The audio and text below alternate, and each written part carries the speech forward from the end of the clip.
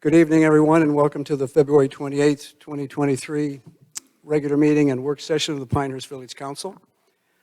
Welcome your presence here in Village Hall, and those of you who may be listening live stream. If you wish to bring any comments tonight to the Village Council, if you're listening by live stream, you may do that by sending an email to the email address publiccomments@vopnc.org. That's publiccomments@vopnc.org. That will be received by the village clerk and distributed to members of the village council and appropriate staff at a later date. They will not be read tonight, but they will be received and reviewed. Those of you here in the hall, we have a public hearing tonight, as you will know. There are two sign-up sheets on the rear table. One of the sign-up sheets has to do with the public hearing only. So if you are here and wish to comment in the public hearing about the hearing itself and the business of that, you should do so by signing that particular sheet. There is a second sheet which is open for comments by any person on any subject at the end of the regular meeting under our public comments section. So those two sign-up sheets are in the rear of the room. The village clerk will eventually pick those up and bring them to me. In fact, the one for the public hearing will be brought fairly soon since it's our number one agenda item tonight. So please do sign those accordingly as we go through the evening. Having done that, I'd like to go to item number 2 on our agenda, which is invocation by Rod Stone and the Pledge of Allegiance. Would you stand, please?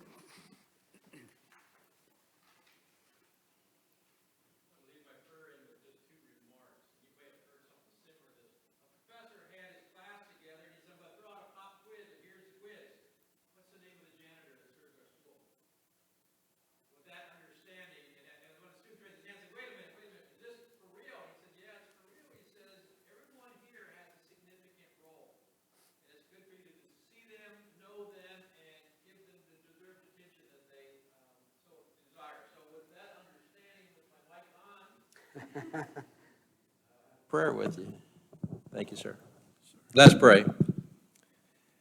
Mighty God, we give thanks for our mayor and this village council who's tasked with the great oversight of caring for this wonderful community of Pinehurst. But we also give thanks for our administrative staff, from the directors to the administrative assistants, for the way they manage the day in and day out details that go with all the business of this wonderful community. But we also give thanks for our fire department and our EMS and our police who work around the clock 7 days a week, responding to the safety and emergency needs of this wonderful community. We give thanks for our public works employees who often do the thankless jobs of trash disposal and working with the maintenance of our roads and sewer and water. We pray for and give thanks for our parks and rec employees who provide so many enrichment and recreation opportunities.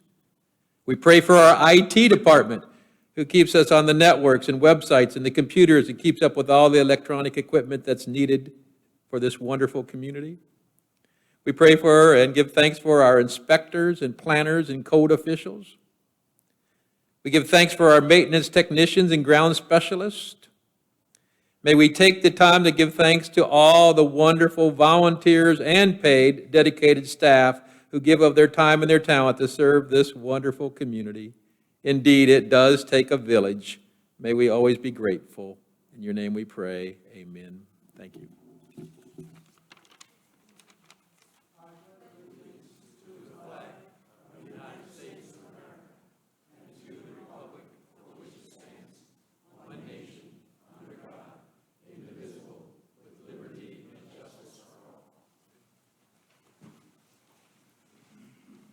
I'd like to thank Reverend Stone for your presence here tonight.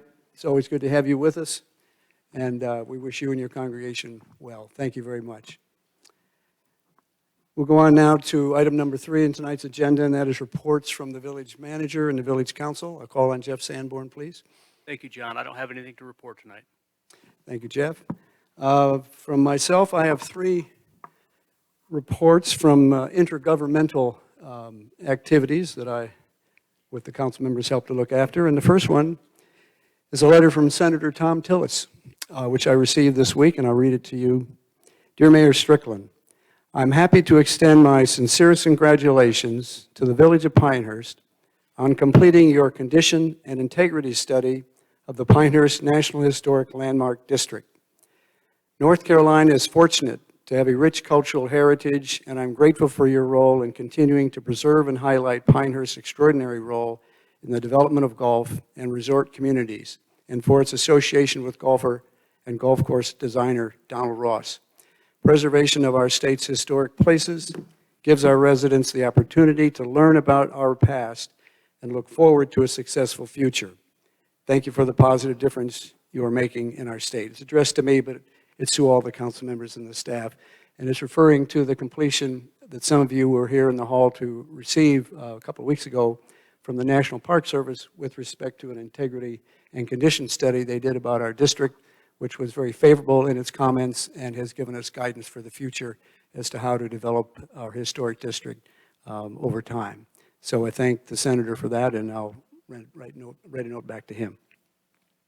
The second item I'll report on is that yesterday, Councilmember Bosch and Village Manager Jeff Sanborn and I had a meeting with Senator Tillis and Representative Jackson regarding the Senate Bill 143 that has to do with moratorium and in Village of Pinehurst. We had a fruitful conversation, and we're continuing to discuss that. The third item under governmental affairs is I think some of us went to the office opening of Representative Hudson, which is now in Aberdeen, here in this part of the state, and we welcome that new office of his here. It'll be nice to have some direct contact with his staff directly in this area of Southern Moore County. Finally, I had some meetings with different members of the public on our STR policies going forward as we work to develop that ordinance and all the policies that are required around it. Those are my reports for the week. May I call on Councilmember Bosch to give any report?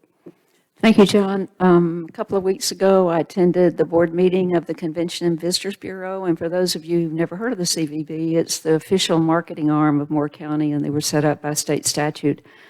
And they realized that enhancing things for tourists also enhances life for residents, and so they've set up some really neat things for residents, and also they recognize that golf isn't the only game in town.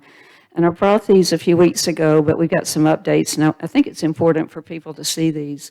This year was the year of the trail as established by the North Carolina General Assembly, and they want residents all over North Carolina to get out on our trails.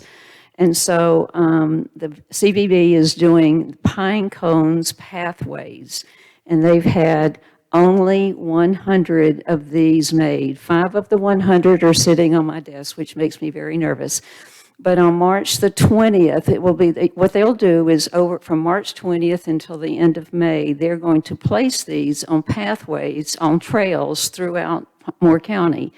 On March 20th, it will be up in Robbins and up in Carthage, and if you find one, there will be a little sticker, a little tag to it. You scan it, you let them know you found it, and they will continue to deplete the inventory until they're all gone. But Star Works, I think they're up in Robin. I don't know where they are, but they made 100, and these are lighter than the ones I had last time. And CVB bought the mold, so there will be no more of these. These are keepsakes. The next thing they're going to do, and this is a really cool thing for families, is starting in April, they're going to do something called the Story Trail Adventure. And it's going to feature Winnie the Pooh and his friends, and they're going to do, there's an artist in Moore County who's doing incredible drawings of Winnie the Pooh and his friends, and so you will go on a trail, you will do the QR code, and you will either read a story or hear the story, and you will get out on trails throughout Moore County on this Story Trails adventure. But anyway, I've got these here. If anybody'd like to come look at one, you're welcome to it. Please don't break it. We'd hate to have 99 put out there, not 100. But also, I've picked up some 2023 official destination guides from the CVB, and they're on the table back there, and it just gives you an idea of all the variety of things that the CVB does for Moore County. Thank you, John. Councilmember Pizzella. Yes, thank you, Mr. Mayor. Just 2 items. One, I'll defer mostly to what Jane may want to offer, but I attended with her where she spoke at the Pinehurst Business Partners, which had a reception. And it was very helpful to meet small business owners, one from Carthage, several from Southern Pines, as well as ones from the village of Pinehurst, and just to see all their activity and how they're working together to help grow the economy and network among themselves. Jane gave some good remarks there, and she can go into detail on that. Secondly, last week I chaired in your absence, Mr. Mayor, the Neighborhood Advisory Committee meeting, and I know we're going to be talking about that on our agenda later today regarding possible changes to the governance structure and all. But as usual, I always come away from those meetings and learning something new from my fellow residents, some who I know and some who I don't. And I look forward to our discussion later. Thank you. Thank you. Councilmember Hogeman. Thank you. At the Neighborhood Advisory Committee meeting on February 20th, Assistant Village Manager Jeff Batten gave a very good overview of where we stand on the downtown amenities plan and which projects are going forward immediately and the timeline and so forth, which was very helpful. And I was able to take an abbreviated version of that to the Pinehurst Business Partners, because of course that's where their businesses are. And so they were very interested to hear which projects, the stormwater management improvements and the street lighting and a new intersection improvements and the different things that were going on, landscaping and so forth, lighting. So that was helpful to be able to do and to have that overview from Jeff Batten.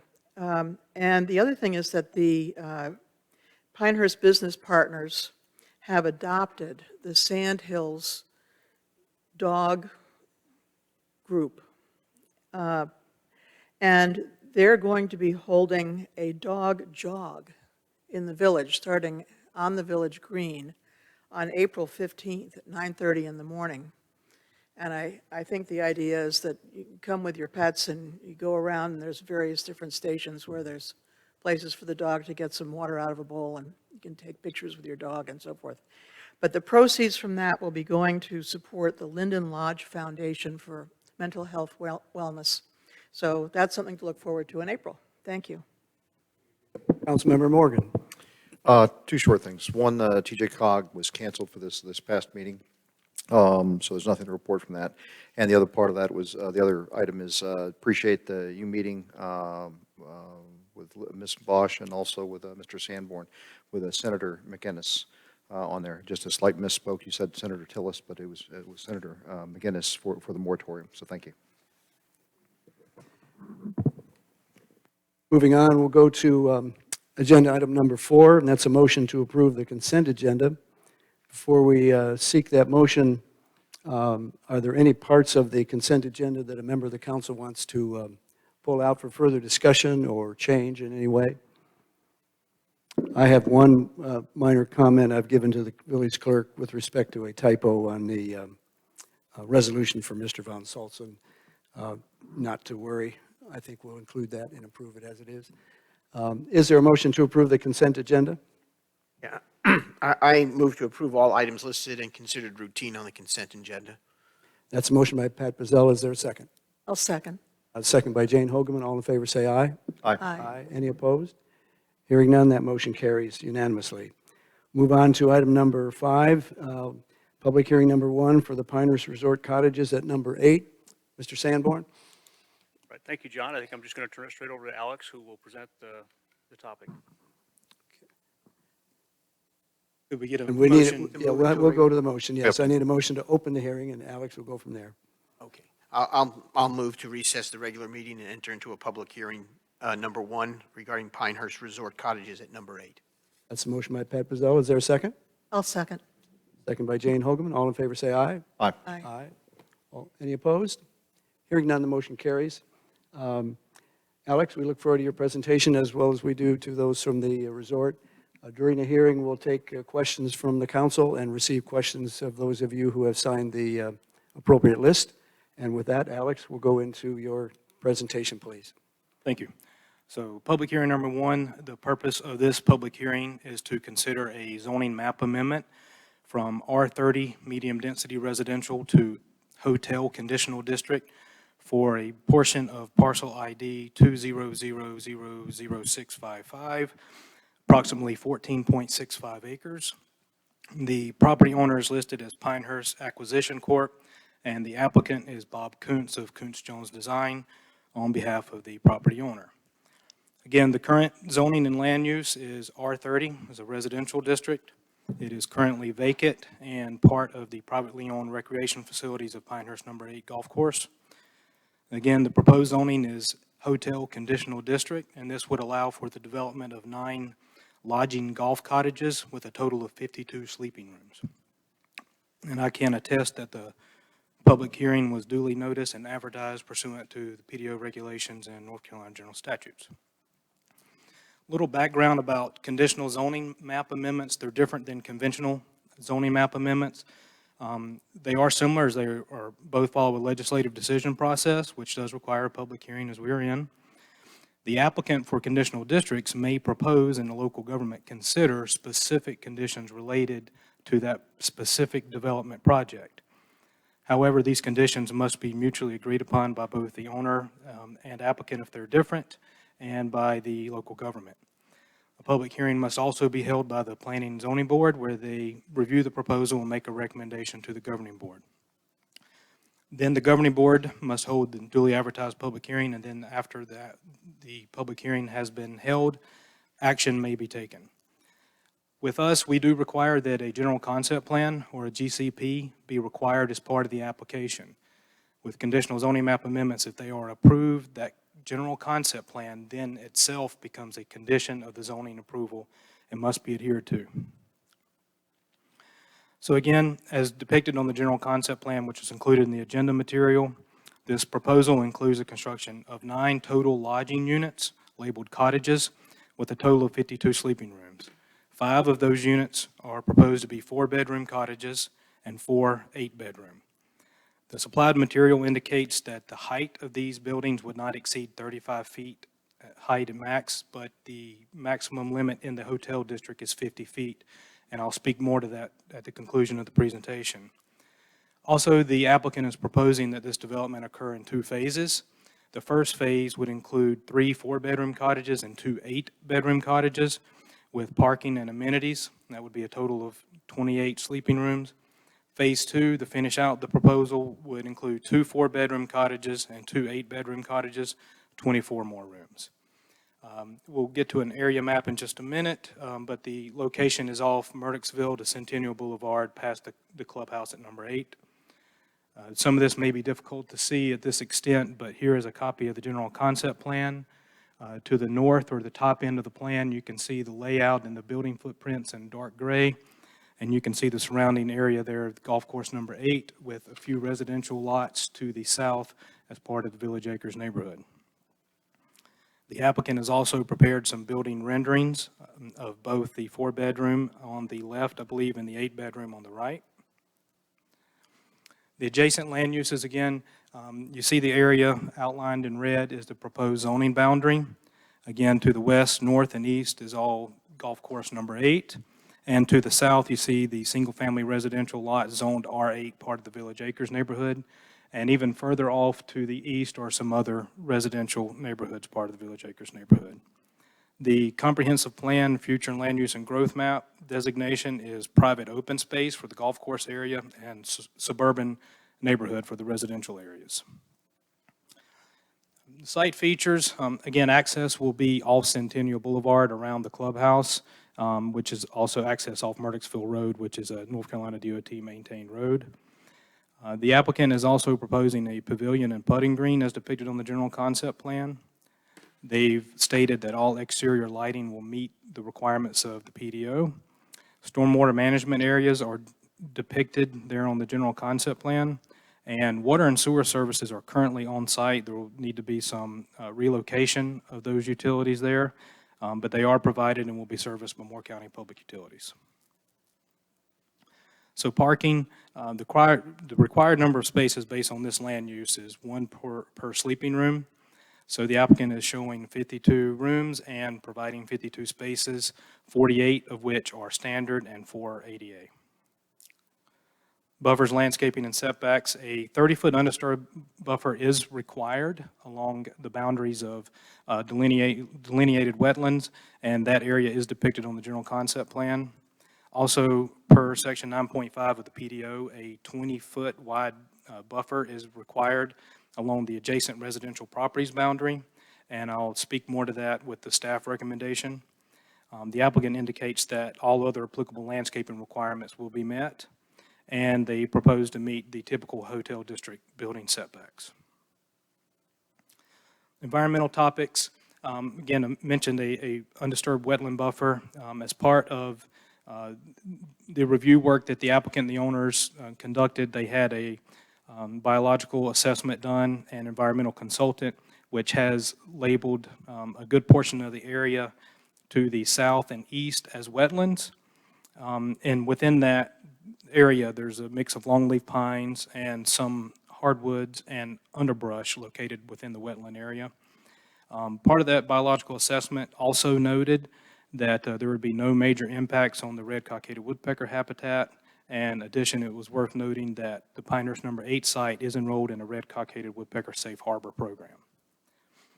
The project is located within a public water supply watershed, which I'll get to speak to more in other agenda items this evening, where any impervious surface that would extend beyond 24% of that total area would require a special intensity allocation to be granted. That is not the case. The proposal does not meet that threshold. The 2019 comprehensive plan, when considering all legislative decisions, especially zoning map amendments, the local government is to consider any adopted comprehensive plans. Guiding principle number 5, taking care of business, does state that the village should continue to support the golf, tourism, and healthcare industries, which do help make up the economic backbone of the community and are two of the most important industries in Pinehurst. And it's helpful to maintain that identity as a premier golf and hospitality destination. The area, which is just barely visible at that extent, the arrow kind of helps point to the gray shaded area. That is the area that is under question this evening. It is currently labeled as suburban neighborhood, and if this zoning map amendment were to be approved, it would be prudent to amend the conservation and growth map to show it as private open space and shaded green as a surrounding area. So conditions, again, with conditional zoning map amendments, site-specific conditions may be imposed. The applicant has not indicated any specific conditions. One of our local rules is that if after required notice for the public hearing is published, no uses can be granted or conditions can be granted which would be less restrictive. More restrictive conditions, however, may be added during the public hearing process, and again, they must be mutually agreed upon by both the applicant and the governing board. It is important, too, that conditions should be limited to those that address conformance of the development with adopted regulations or impacts that could be reasonably expected to be generated by the use. The Technical Review Committee, or the TRC, is a administrative committee made up of the village fire marshal, village planner, public services and engineering department, and Moore County Public Utilities. As required, any general concept plans are submitted to review by the Technical Review Committee. We've been reviewing the application since around November formally with some courtesy reviews earlier with the applicant. We've given comments and they have made some changes based on those comments. And at this point, with the understanding that more detailed engineering would be needed and more detailed construction plans to be submitted, if approved, the TRC has agreed that the application may move forward, and thus why we're here this evening. Also, process and procedural. If a general concept plan is approved through the zoning map amendment process, the next stages would be submittal of construction drawings to the staff TRC for review and issuance of development approvals, unless there are any significant changes or modifications to the proposal. Planning and Zoning Board action, again, the local Planning and Zoning Board is required to hold a public hearing and forward a recommendation. They did so earlier this month in their regular meeting. And after the hearing, the recommendation were to approve the proposal with 2 conditions which were proposed by staff, one of which is in lieu of providing the aforementioned Class 2 landscape buffer, that the applicant retain the existing vegetation along that southern boundary bordering the single-family residential lots and keep it at a minimum width of 20 feet as required. And 2, to solidify that the building height of the proposed cottages will not exceed 35 feet. So Village Council action and kind of the options that Village Council has, after conducting this hearing and receiving public comment and reviewing the material along with the recommendations of staff and the Planning and Zoning Board and consideration of the adopted 2019 comprehensive plan, you can take one of the following actions. You can recommend approval of the proposed conditional zoning with the stated specific conditions and also comment on consistency with the 2019 comprehensive plan. You can recommend denial of the proposed conditional district rezoning with stated conditions or modifications and comment on the consistency or inconsistency with the adopted plan. And also, if additional public or information or opportunity for public comment is needed, the governing board always has the option to continue the public hearing to a time and date certain. Also, a fourth option would be you can fully conduct a public hearing and defer action at a later date. So to wrap up with the staff recommendation, the planning staff does recommend approval of the rezoning request to Hotel Conditional District with the same conditions which were recommended by the Planning and Zoning Board, reference the Class 2 buffer and the building height requirement. And just for, again, procedural, that if this is the route and that council would like to go this evening, we need to get confirmation and consent from the applicant and property owner on those 2 conditions, which they did agree to at the Planning and Zoning Board hearing. I'm sorry, Alex, could you repeat your last sentence there? Your voice was dropping out a little bit, please. So just wanted to comment on that. The village council, if wanted to take action on any conditions, that make sure you get consent from the owner on those conditions, which they have consented to these 2 specific conditions during the Planning and Zoning Board hearing. Thank you. Thank you. That's it. Is there a presentation from the applicant?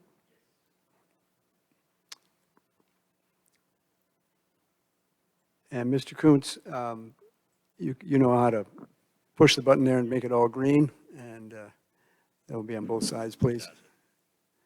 And would you mind introducing yourself and your capacity here tonight, please? Sure. My name is Bob Kuntz with Kuntz Jones Design, 150 South Page Street in Southern Pines. And I'm here this evening representing the applicant, PCC Realty and the Pinehurst Resort and Country Club. Also with me tonight is Calvin Berkeley with Pinehurst Resort. Also Tim Carpenter with LKC Engineering is here to answer any questions related to civil engineering.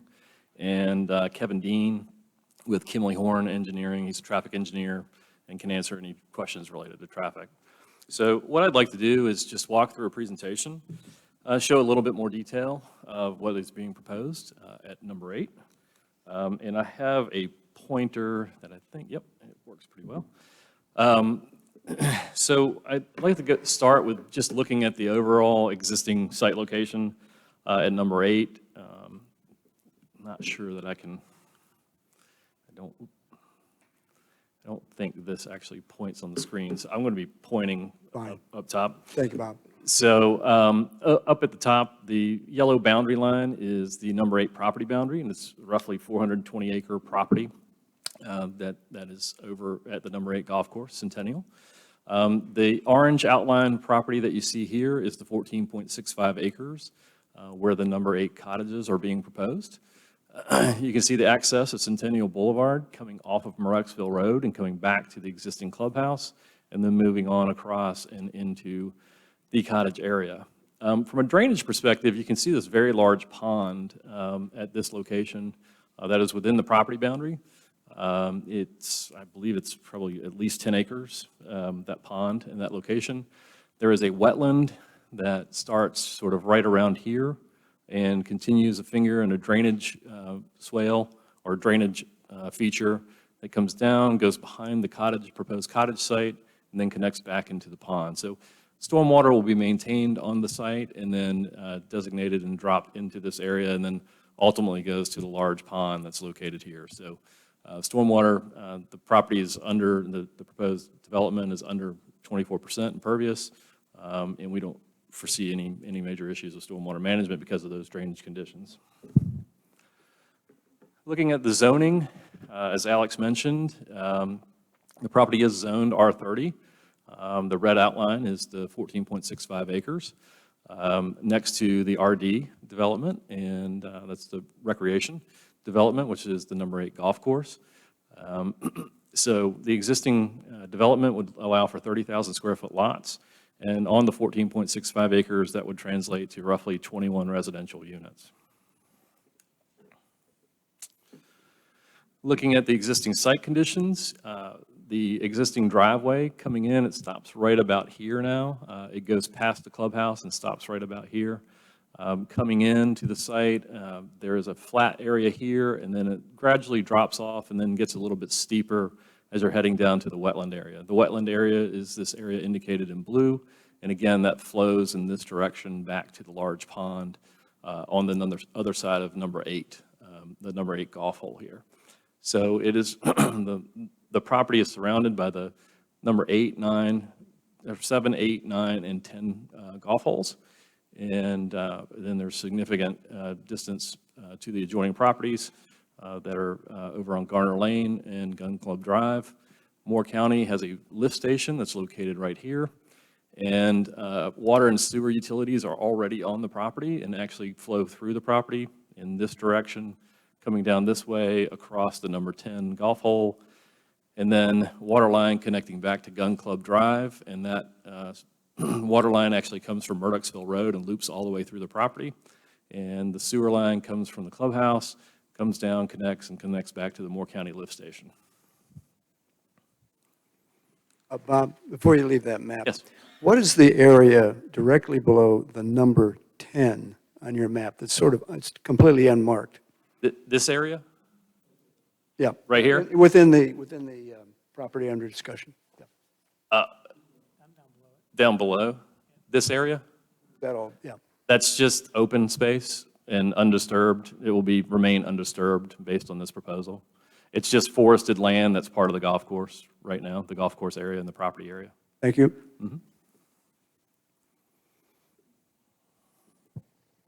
Bob, question for you also on there. Talking to a local historian indicated that some part of that included where Annie Oakley used to do some of her shooting and the gun range. Are you aware of what part that would be that this is going to occupy? I am not.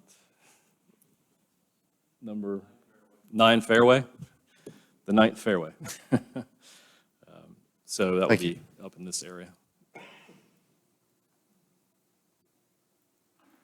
Looking at it in a little bit more detail and an illustration over an aerial, and John, to your point, you can see sort of what this area is with all the trees in the forested area. And then this is the wetland finger that runs, you can sort of make it out here. It runs this way and runs back out, and you can see the edge of the lake here. So the drainage feature runs all the way through. This plan really sort of sets the plan in place.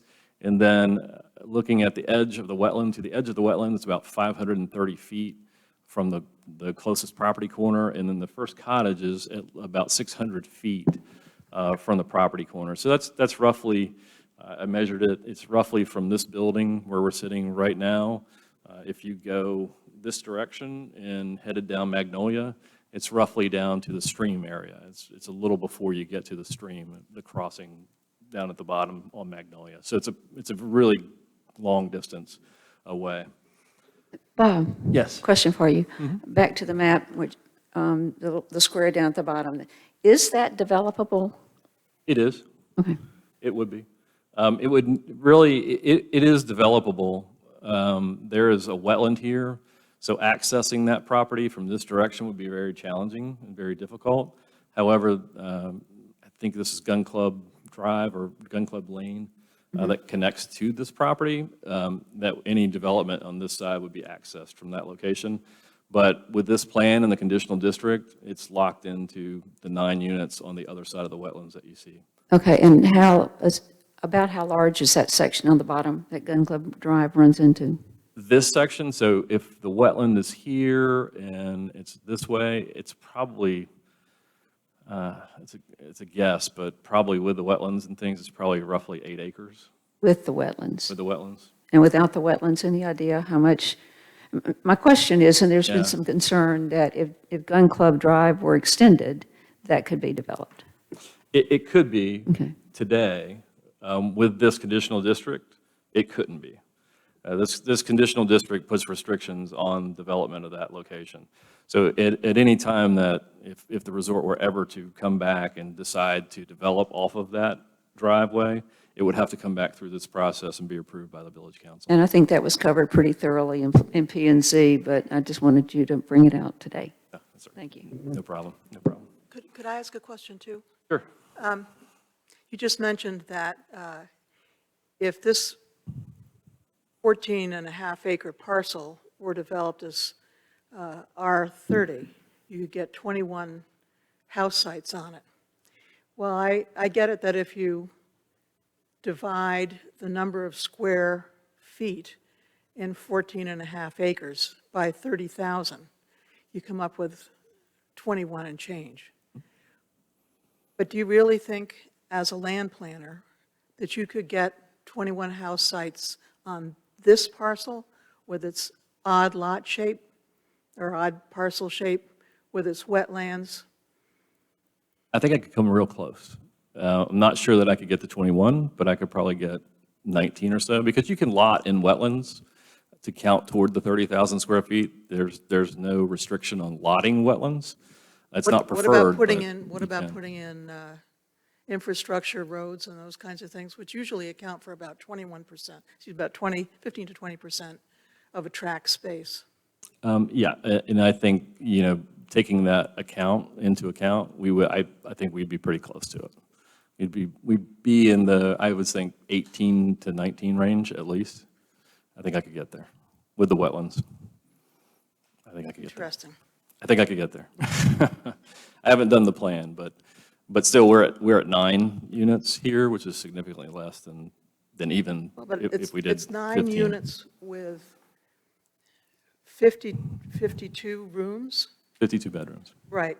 And for planning purposes, for growth projections and so forth, the village uses a statistic, it's an average, okay?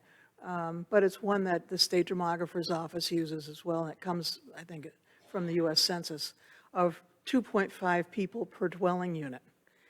So 2.5 people per, let's say, 20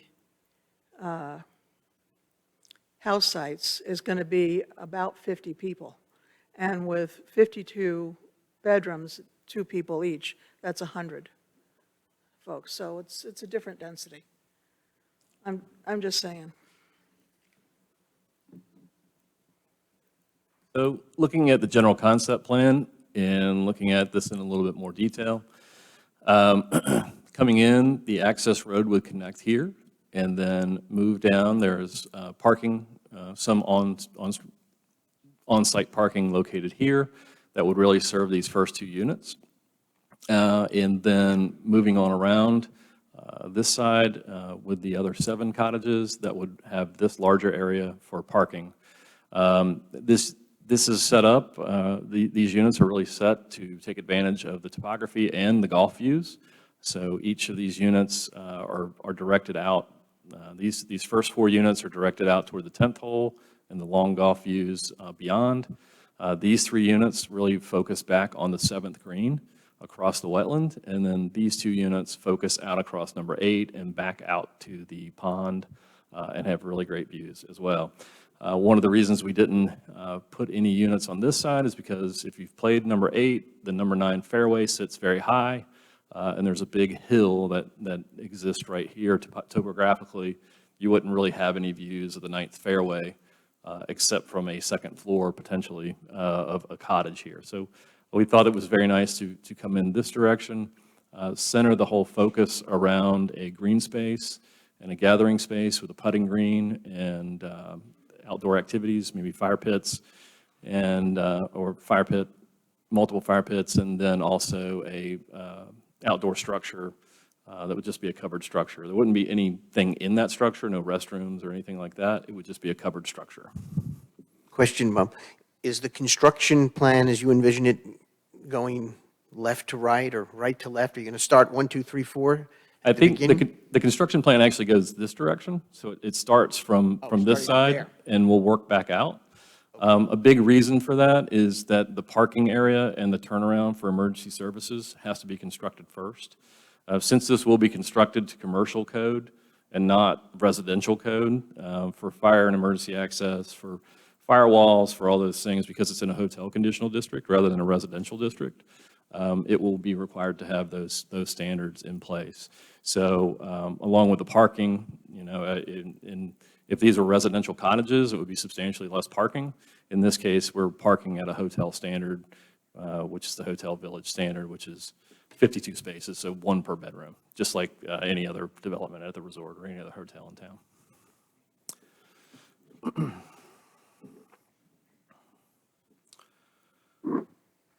town. Looking at the site information and dimensional standards, as I mentioned, and Alex mentioned as well, we are requesting a hotel conditional district, again, to build to the standards of a hotel district. And then looking at a total of 9 cottages with a maximum of 52 rooms, parking at 52 spaces, 1 space per bedroom, with a maximum building height of 35 feet, following the setbacks and standards in the 30-foot non-disturbed buffer at the wetlands. As mentioned before, impervious surface is about 2.73 acres and 18.75% of the site, so we're falling under that 24% threshold. And then, again, in Pinehurst number 8 is in the Red Cockaded Woodpecker Safe Harbor Program. Backing up, and I mentioned utilities earlier, but I did want to show this diagram. It explains that in a little more detail. The red line being the sewer line, which is already existing on property and comes and connects to this property and site and runs through it to here. It would just be modified per the development within the cottage area. And then the water line also coming from Murdochsville Road currently coming through the site and connecting back out to Gun Club. And that would just be modified and adjusted to connect back.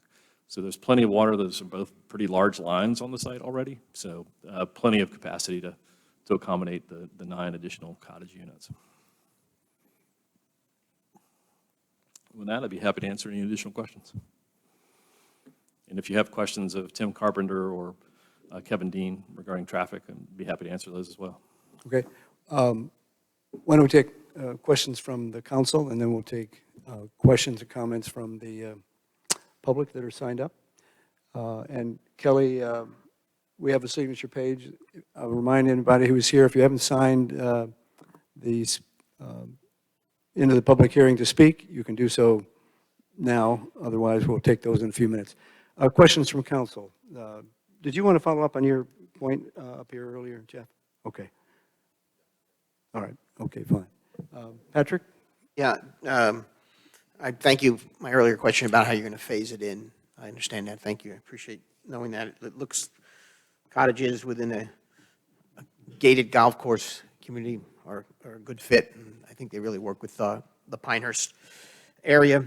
My one last question, though, is when is there the expected date for that first guest to show up?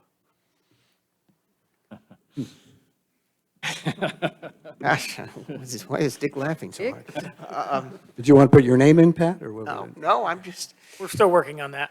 planning for the future here. It would be in 2024. At some point, 2024? yeah, 2024, yes. That's okay. That's good enough for me. It's a year. Thank you. Jane? I have a series of questions. Who owns this parcel? I think the official is PCC Realty. Oh, what is it? Pinehurst Pinehurst Acquisition. Acquisition Corporation. Okay, Pinehurst Acquisition Corporation. And do they also own the surrounding property on which the clubhouse is located? No, it's a different entity. Okay? And who is the applicant? The applicant is the owner of this parcel in So particular. Pinehurst Acquisitions Corp? Yes, that's correct. Because that's not what we're seeing in our materials. We're seeing it's Pinehurst Resort and Country Club. Actually, it's a number of different names.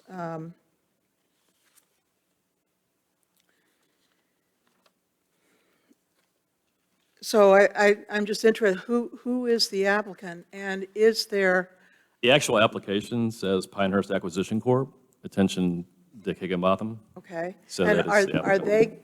are they going to operate the hotel? Yes, they would be operating the hotel. Okay, so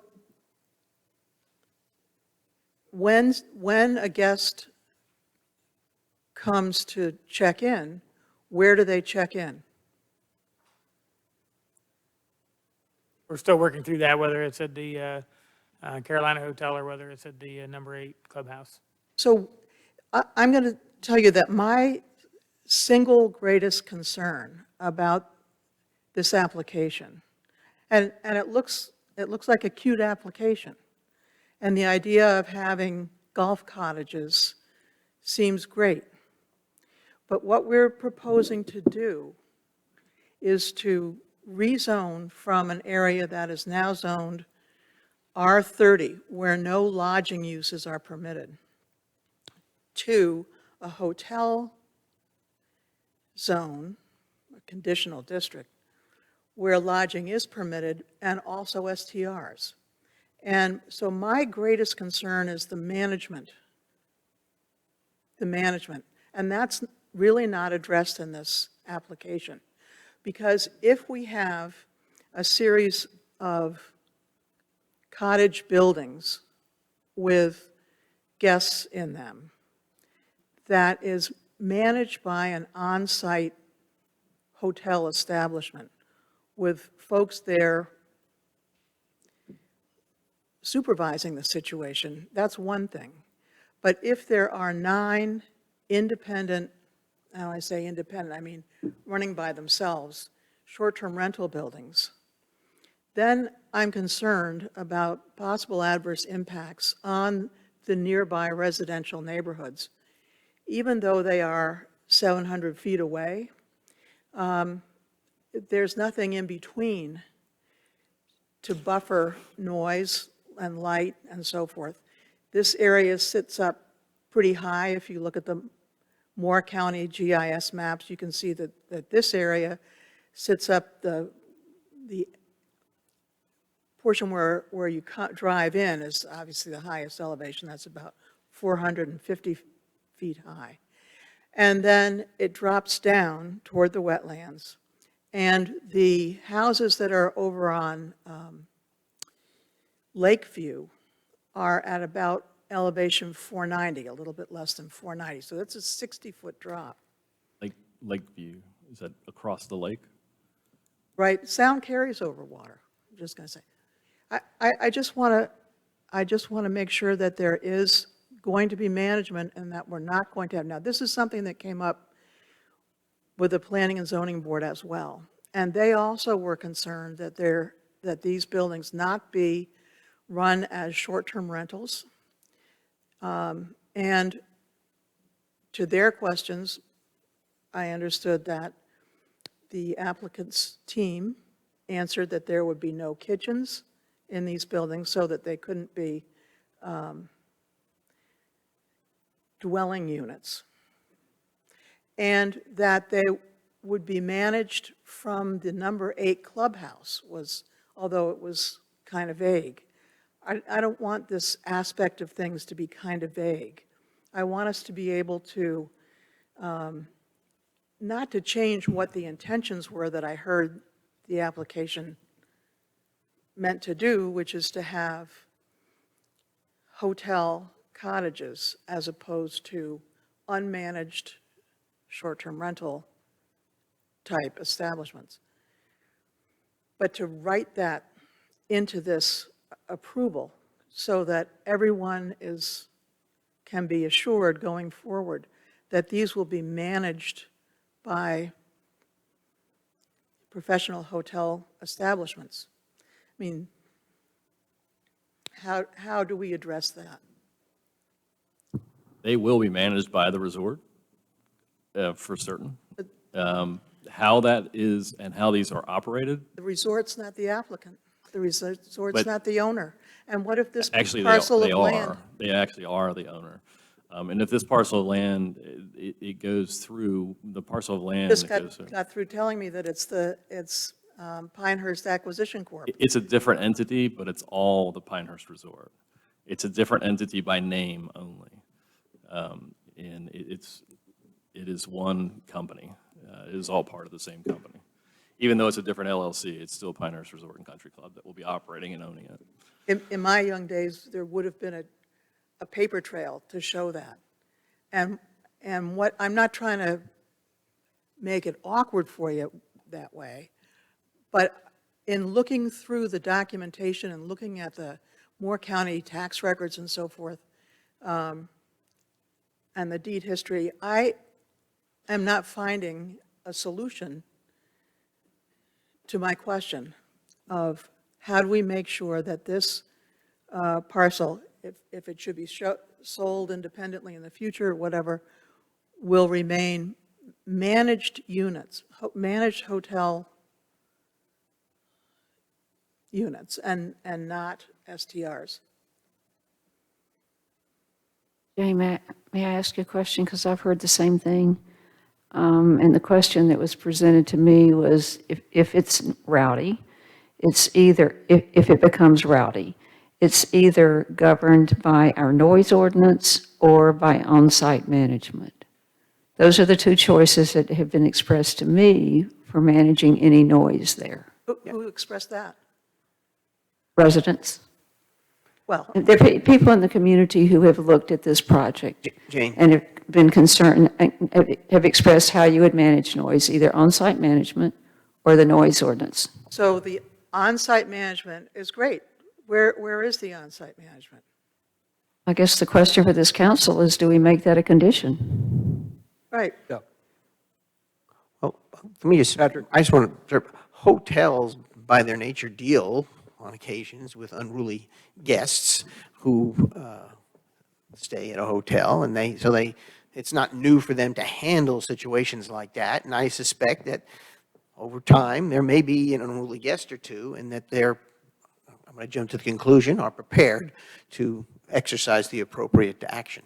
Well, that's exactly my point, Pat, that there, if there's going to be hotel management presence, that's great. But at this point, there's not a chain connecting. If there were only 2 of those cottages that were occupied, would it be a difference than if they were all, well, how many, 4 being built at first? I mean, my point, how much noise can 2 cottages make? But if it's fully occupied, is that more noise? I don't know. Either, like, the choice is noise ordinance, or they have to provide hotel management. And to ask the hotel, has the resort to provide hotel management 24/7 if there's a very low rate of occupancy seems to be an unreasonable ask of the resort. Can- Well, we're talking about 100 people. Yeah. Can I ask a question? Is there a caretaker's apartment in the clubhouse or some sort of? There's not. So part of the anticipation would be that we have staff there with the newly renovated number 8 clubhouse. I mean, we'd have staff there with the restaurant open 10, 11, 12 o'clock.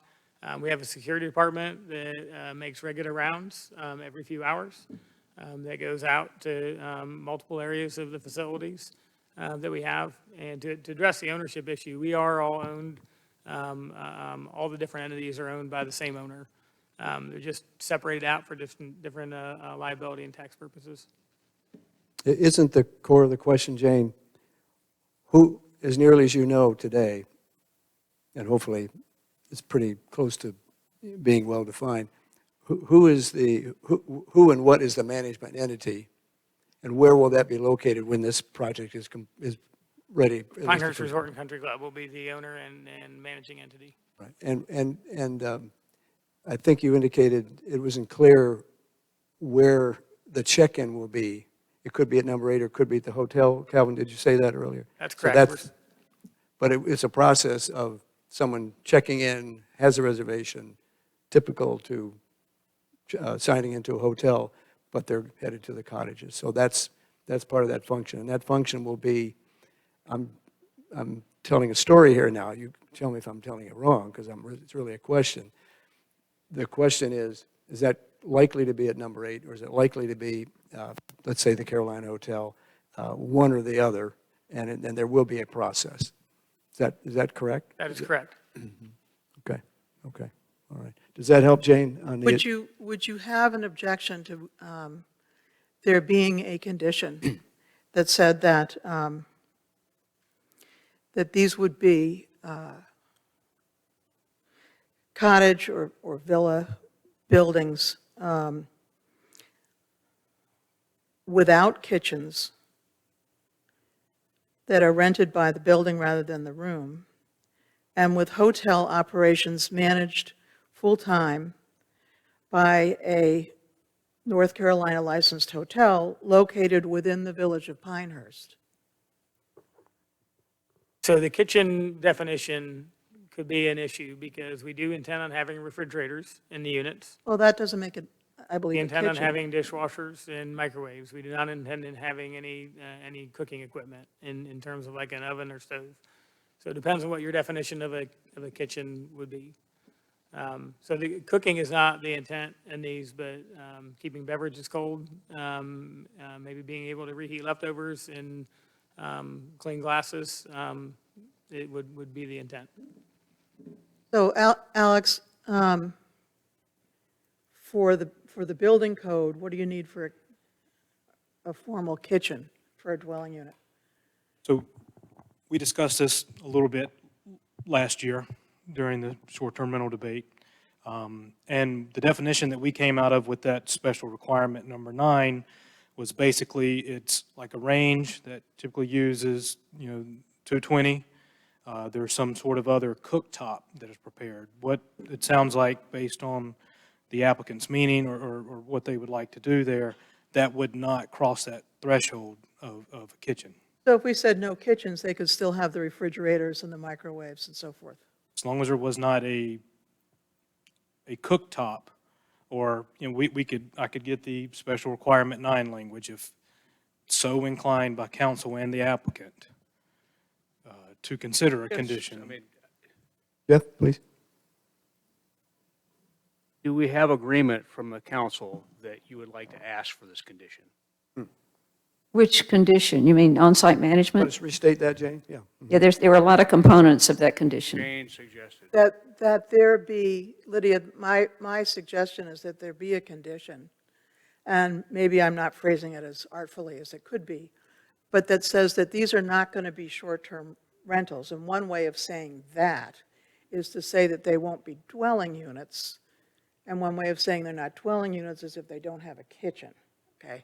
But they won't be short-term rentals in that sense, but that instead, there will be hotel management, which could be on-site, but it could also be somewhere else within the village limits. And I guess I don't understand the sensitivity to this issue. That's, the nearest structure is 600 feet from the nearest residential dwelling. That's 200 yards, 2 football fields. Yeah. football fields. That is far in excess of any buffer requirement that we have for any adjoining uses in the village of Pinehurst. Jeff, to that point, 2 football fields, I guess you could require them to put somebody there 24/7 every day of the year. To monitor what? If it gets, how much noise is going to carry to football fields, how frequently, to the extent that you're going to require on-site management 365 days a year? Well, I'm not I saying guess on-site to management. further illustrate my point, that is far in excess of any buffer requirement we have for any two adjoining uses, for any uses across the village.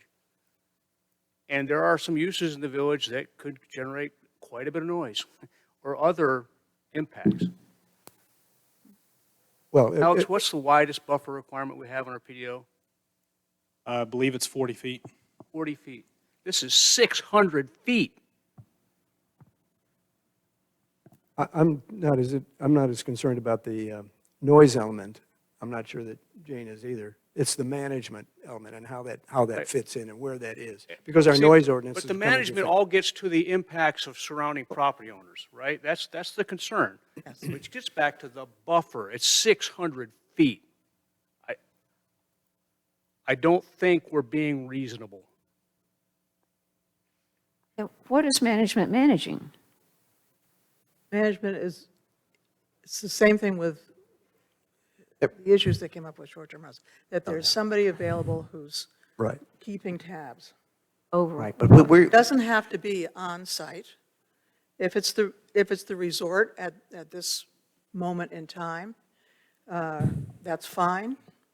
but Jane, we're not discussing one-off houses that have occasional renters in it. We're discussing what do you want to call it, a subdivision, a part of the Pinehurst Resort and Country Club, who are professional managers of properties and sites. And who, as I And understand. are licensed to do such. So I think, I just don't see it as a problem. That And as I understand it, they intend to have this site under their wing.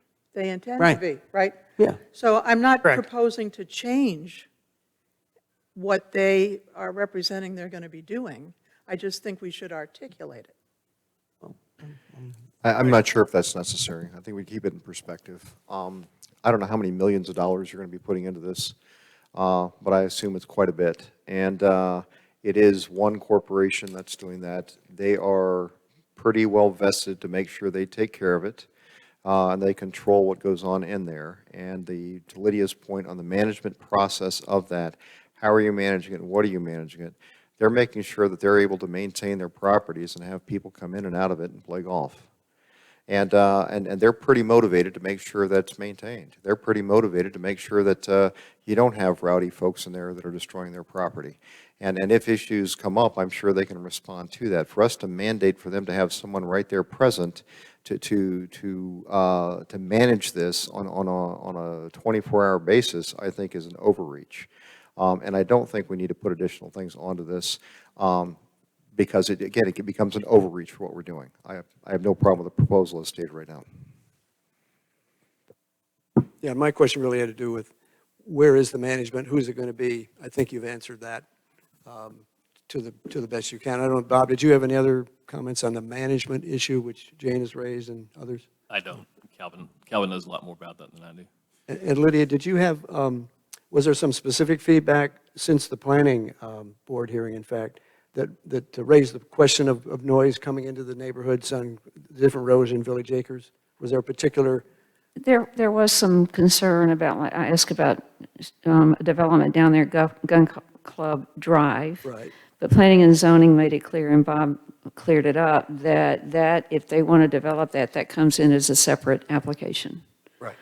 And in terms of the noise, actually, when I was out there walking the wrong piece of property, but I noticed how high this is. It's significantly above I think noise travels up, doesn't it? I don't know. But I had a hard time imagining that the properties down below were going to hear anything up above. But also, if you're staying in a hotel, Pat, like you mentioned, if you're in a hotel and there's noise going on, you call the front desk.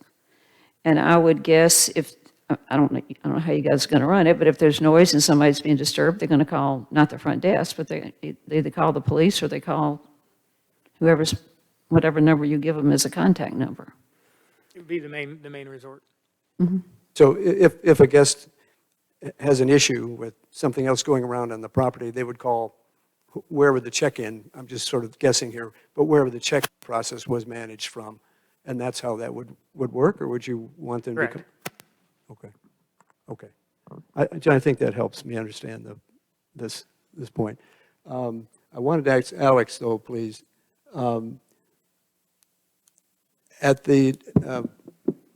With respect to the homeowners, there was a notice sent out, and were there any responses to that, any concerns or support for this application? So there have been 3 rounds of notifications to the immediately adjacent properties. The first one, as required by the PDO, the applicant, as part of their submission documents, they are to hold a neighborhood meeting where they have the opportunity to first speak to the adjacent owners about the proposal and the summary with a listing of those, I believe, 1 or maybe 2 folks that showed up, one individual, was included in the submittal package and agenda material. We, again, notified for the public hearing for Planning and Zoning Board and Village Council. At the Planning and Zoning Board, someone may have came but did not stick around to sign up or speak that were an adjacent residential property. And of course, we haven't got to that portion of this hearing yet. Right, and we will get to that point momentarily. All right. For me, this settles the issue as to where management's going to be, and there is a management factor there that will take care of difficulties that come up from the properties, if any. But I'm comfortable with the way that's been explained. Are there any other points that you had, Jane, to raise on this, or and we'll get to other council members? Yes, apparently the site is now used for golf course maintenance, storage, and overflow parking from the clubhouse. Where will those activities be moved to? That hasn't been determined yet, but it's minor overflow parking. There are other areas on the site that are already used for overflow parking, and there's a couple, 420 acres to find a spot for overflow parking. And from the maintenance building perspective, same sort of scenario. There's a lot of land out there. There is a spot right off the main entrance as you're coming in across the bridge that is also used for maintenance now as well. So there's a lot of land out there to find new homes for those few items. There's plenty of space out there. Yes, yeah, there's a lot of space. Jane, anything else? I know Alex had earlier provided some information on a few questions which some of us had. I think, No, I you think had that's others. it. You had others, I think. Anything else then? No. All right. Jeff, anything? Nothing else, thank you. Lydia? Yes, a few other things I wanted to point out that are in the record but we haven't been discussing here. And I think it's in connection with the lodge. It was pointed out then and pointed out in these materials, the resort has no accommodations with a golf course view, which is surprising. We're the home of America Golf, and there are no accommodations with a golf course view. So that's a plus for this. Another thing I think that's been pointed out, and I don't know if it was here or CVB, but the golf industry, Dick may be able to speak to this, you've got to stay competitive. We're not Pinehurst and they're going to come. They've got to stay competitive. So I see this as another way for Pinehurst to stay competitive in golf. Also, before the pandemic, Pinehurst was selected as the #1 place east of the Mississippi for buddy golf. I think Bandon Dunes was #1, we were #2. Then COVID hit. Is there going to be a marketing push again for buddy golf? I mean, when I hear that buddy golf was, Dick smiling, this is known for buddy golf. COVID hit, but now COVID's behind us. Is there going to be another push for buddy golf, or has that been a part of this? Oh, Tom, do you have the answer? No, I'm just curious. To me, this is a perfect place for buddy golf. I just didn't know if that's in the back of the minds of the village, of the resort to, Yes. yes, you said yes? We've seen a pretty good resurgence in buddy golf. That'd be fair, Tom? Yes. Anything else? That's all I had. Thank you. Patrick? No, I'm fine with this. All right. Why don't we go to questions from the public? And do I have a list, please?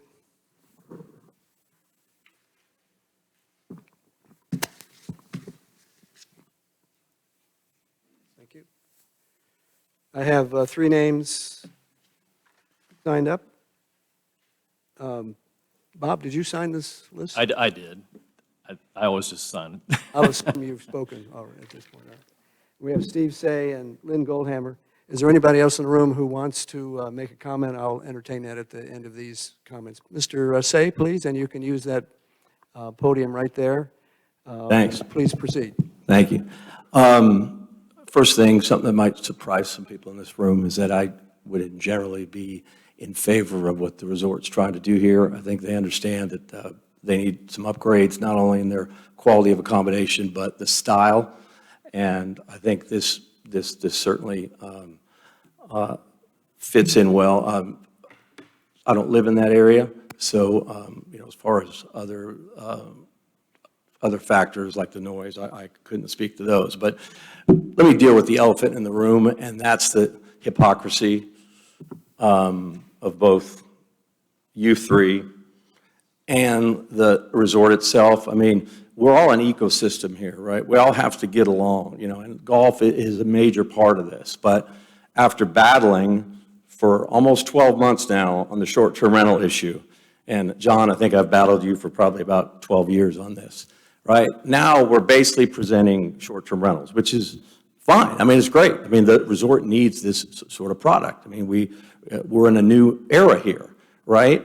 But with the spearheading of the 3 in front of me, with the resort, quite frankly, very much in support of demonizing short-term rentals, of which I've had some here for 18 years. And, Pat, I try to keep up with mine. I do very well, thank you, because I also look out for the properties that I have. And it's great. Not everybody can, they aspire to be at the resort, but we have over 30 courses here outside of the resort, right, that play into that. So when I look at what's gone on the last 12 months and now, I mean, why don't we figure it out in a way that is inclusive to all, that makes sure that things are run the right way, right? But, I'm sorry to throw this out, but it has to be said. I mean, 3 months ago, the resort reported an over-tourism problem. And now they're presenting this, which, again, I'm in favor of. I like it. This area has to evolve as the people, which, look, the people are not going to stop being here, and it's a higher and higher end sort of a guest. But how do you, right? I mean, I just have to say it for what it is, which I'm pretty good at, right? Hypocrisy, right? Let's figure it out, okay? Let's the resort be the first-class place that it is and will continue to be, I would hope, as long as I'm here. Some might not want me around as long as others, but that's all right. And then let's move on, because we also have traffic issues, which I personally have been beating on for a significant period of time. And what both number 8 and number 10 and number 11 as well, that's going to create 2 additional transportation hubs, right? So that's more traffic, which is fine. I mean, I look forward to playing number 10 and 11 when I might have that opportunity, right? I think it's great, right? But we have to deal with the bigger issues. And as big as stormwater is, right, we have the traffic circle, right, which now we're subject to a Wall Street Journal piece on Friday, which is basically an embarrassment. Again, it's a big ecosystem. Golf is important. The resort is important, right? Let's figure out how we get along, right? Treat everybody equally and move forward in a positive way. Thank you. Thank you, Mr. Say. Lynn Goldhammer? Lynn? I guess I have a similar kind of concern. I don't have any short-term rentals and wasn't planning to buy and create a short-term rental, but my understanding is we're not allowed to have any more short-term rentals And I think that I'd be kind of upset if I was trying to have some and wasn't allowed, but a corporation was allowed. And I think that's something to be concerned about. Now, if they're trying to make this a hotel district, they could build something that's just hotel rooms over there. That wouldn't be separate cottages. But I think it's tough to make it where some people can do this and other people can't. And I just think people are going to be not pleased with that.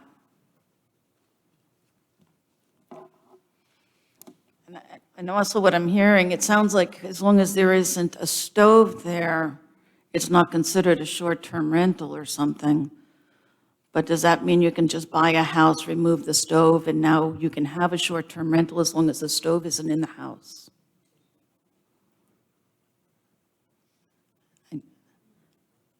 I just know the first time I got a place through Airbnb, it was just a room in someone's house. And I see people renting out their trailers to use and just a spot of their lawn to pitch a tent in. So there's a lot of things that qualify as a short-term rental these days. And it just seems to me that if it's, you got to be careful about letting something exist for a certain part of the population and not the rest of the population, that this could create more concerns that way. Thank you, Lynn. Anybody else wish to speak in the public hearing on this subject? See a hand raised in the back?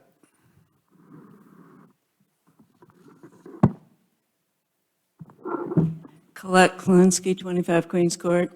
I wasn't planning on speaking, but the person just brought up, there's a difference between what the resort wants to do. First of all, that's undeveloped land that doesn't have a bunch of houses where people bought given the zoning that was already there. They are trying to change it, and they're not affecting anybody in that particular area. So there is a big difference between that and putting an STR next to somebody who already built a house. Thank you. Thank you. Anyone else? Any further questions from members of the Village Council before we close the hearing and move into deliberations? Seeing none, is there a motion then to close the public hearing and move back to the regular meeting for deliberations on this subject? Yes, I move to adjourn the public hearing and re-enter the regular meeting. That's a motion by Pat Pizzell. Is there a second? Second. That's a second by Councilmember Bosch. Is all in favor, say aye. Aye. Any opposed? Hearing none, the motion carries. We're back to the regular meeting. Deliberations by the Village Council. And I would ask Alex, was there anything, Alex, remaining in your mind or anything about questions and comments that were made that you might wish to clarify in any way or add to in any way for the council's consideration? Just one that occurred to me based on the feedback that I had provided earlier on the motion template that you guys have, is that if a motion were to be in favor of the zoning map amendment, along with the statement of consistency with the 2019 comprehensive plan, that the future land use map also be amended. Okay. Okay. Just to ensure that we're following to a T the statutory requirement.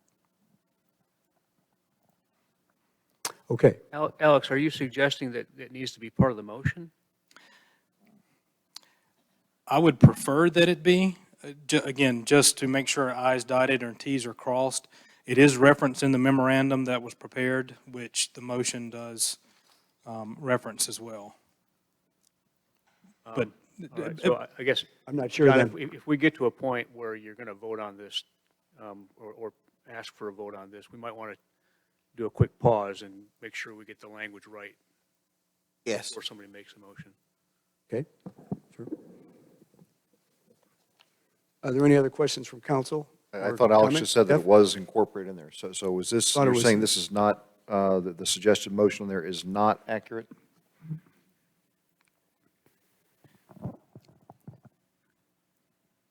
Thought he That's a- suggested that's a also separate- we that's a also needed language reference the requirement to update the comprehensive plan. So the tack on to the end of that statement would be, and to amend the future land use map within 2019 comprehensive plan. So it's that simple? All right, thank you. Did the village clerk understand that? Repeat that, and to amend the future land use map. Of the 2019 comprehensive plan. Dr. Jeff, do you Morgan, have it? Dr. Morgan, are you going to make a motion? Yes. Were you, Alex, did you also say earlier that we needed to get public confirmation in this meeting from the applicants that they agree to the conditions? Conditions. I would. Also, if the ordinance is adopted, there is a signature line for the applicant and owners where those conditions are also at the very end. But it would be worth getting a nod of approval while we're here. And I thought we already had that when you said that before. Okay, you talked about them being here, that you said they had already approved this in planning and zoning. Yes, but they would need to do it with this village council as well. Okay? Want to do that now, Dick? We agreed to the two conditions that were listed. And sir, would you identify yourself and then? Richard Higginbotham, CFO, Pinehurst Resort and Country Club. And would you repeat your comment, please? Pinehurst accepts the two conditions as listed and coming out of the planning and zoning board. If you want to put them back up there, I'll read them, but. I think we have that. Thank you very much. We're good. Okay. All right, now, on the motions. Guide me, town manager. Do you want to put that? I'm happy to put that motion. I think this is important as we look at the growth that is occurring in our area, that we maintain the proper vision of what Pinehurst is, and that we are able to manage the growth within that vision and have the passion and the protections of our area, and I think this does that. So I move Are we to, wrapping up our discussion? Because there are a few more things I want to say. I was going to move, but go ahead. Okay, no, I heard Steve say, and it has concerned me. I feel like I'm one of the biggest defenders of the resort around here, and I want to go through golf was here way before the resort was. The first golf course was built in 1897 or 1898, and it was way before Club Corps, Deadman, Pinehurst Resort, and I think the resort has been an incredible steward of the game of golf, and I think this is an important addition to the game of golf. And I also, Tom Pashley and I, a few years ago, he helped me work on a list of everything that Pinehurst has done in this community since 1995, and it's impressive. Number 2, number 4, number 8, Holly Inn renovation, Carolina Hotel renovations, the Manor Hotel, all the parking lot improvements, the spa, the Members Club renovations, the Cradle, Thistledew, the pool complex, Pinehurst Brewing Company, the marina. There's probably some since we put this list together, but Pinehurst believes in this community and has invested a lot in this community. And so it does concern me to have the antagonism out there because of the short-term rental issue or whatever. But and Jeff Sanborn and I have talked about this before. The village needs the resort needs the village. We're a special place and it's a perfect fit. So I'd like to see us going along together with the right tenor, with the right, like Jeff Morgan, like you said, with the vision for what this place is supposed to be, the passion to accomplish that vision. So I wholeheartedly support this because of the resort's role in Pinehurst, and I wish there was some way that we could get through the animosity out there, because I don't think the animosity enhances the quality of life in Pinehurst. I didn't know we were going to make statements, but I'd like to make one. I don't think there's very much animosity towards the resort. I think the resort is beloved by our community. I think it's a very, very good corporate citizen. I think these cottages represent the right approach to the future of sort of golf tourism and other things. And I think the other things the resort has been doing over the years that, Lydia, you listed some of them, have all contributed to make Pinehurst, the village, even a better place, as well as it's contributed to making the resort a better place. So the few outliers that have animosity, that's the country we live in, and we should move forward and look forward to Dr. Morgan's resolution. Thank you. I couldn't agree more, and I think on behalf of the council, I would just say we very much respect the resort and our relationship with the resort. We like to ask questions and make sure that we're covering the bases we have to the residents of Pinehurst and our due diligence, but the working relationship between the resort and the Village of Pinehurst is very strong, and we intend to keep it that way. Yep.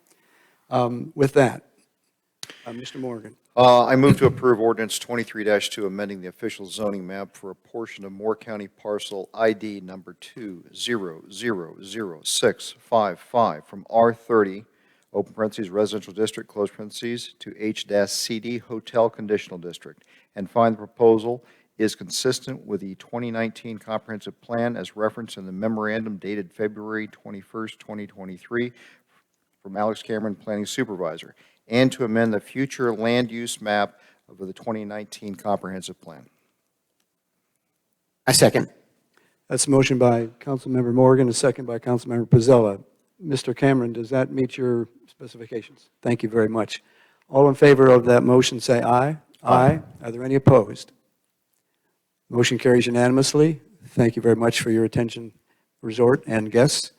We'll move on then to our next agenda item, and we'll take a break after a little bit, but let's keep moving on here.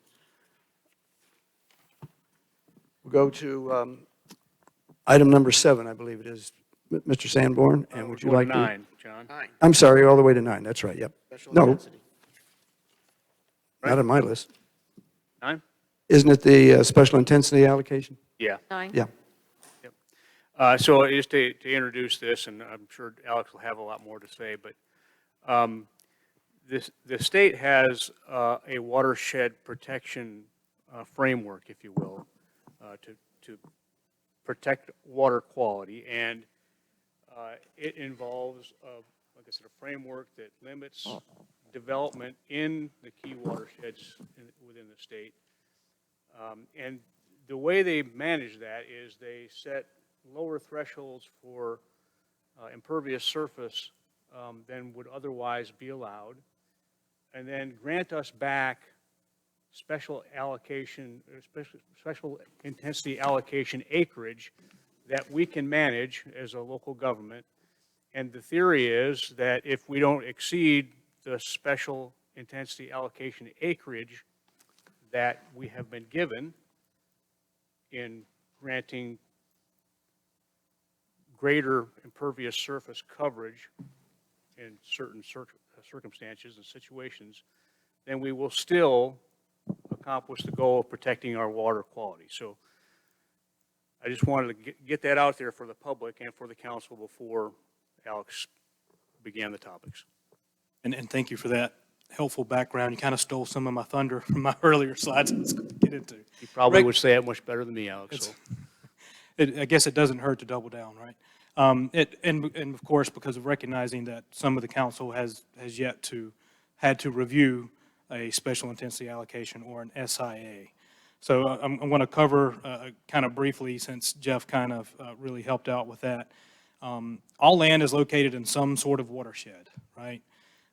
Roughly about 20% of the area in our state is classified as being within a water supply watershed. They are watershed protection districts, which are areas upstream from what would be a public drinking supply. So the General Assembly passed a Watershed Protection Act and then delegated, as Jeff mentioned, that authority to the local jurisdictions around 1993. And there's a even more interesting legislative and legal history to those if folks wanted to get into further or come visit me at some other point. So the watershed protection districts, the village, in order to comply with the regulations with the General Assembly, we enacted a watershed protection overlay and adopted those regulations and restrictions on impervious surface in Section 8.33 of the PDO. And again, the development regulations or restrictions are limits on impervious surface, or as mentioned in the watershed protection rules, built upon area, and they vary from different watersheds. The two that are in our jurisdiction are the WS2, which limits to 12%, or 1 dwelling unit per acre for residential type units, which is the applicable watershed for these two agenda items this evening. The other is WS3, which limits to 24%, or 2 dwelling units per acre. Also, certain high-impact uses are regulated or restricted in those areas too, like such that would be handling or operating with toxic or hazardous materials, and any existing single-family lots that were prior to the adoption of the rules don't apply. Just a kind of a visual here to see just how much of our jurisdiction is located within a watershed protection district. It's a good portion. The southwest area there is the watershed in question, again, for these two agenda items, the WS2, and that is part of the Drowning Creek Lumber River Basin. The other area is for the Nix Creek, and then to the other lighter lavender color to the north and east is WS3 for Little River. So special intensity allocations, again, the state allowed jurisdictions to give up to or take up to 10% of their total area to allocate intensity of up to 70% built upon or impervious surface. Our current rules and regulations is that we only allow or can allocate that additional increase in density or impervious for non-residential or multifamily type development, so not allowed for single family. And again, that's a local restriction we have. And of course, the impervious surface would not be able or be permitted to expand above what our base zoning designation would be. And of course, all other applicable development regulations would still apply even with the granting of a special intensity allocation. Alex, just a question. What's the thinking behind not allowing it for single-family residential?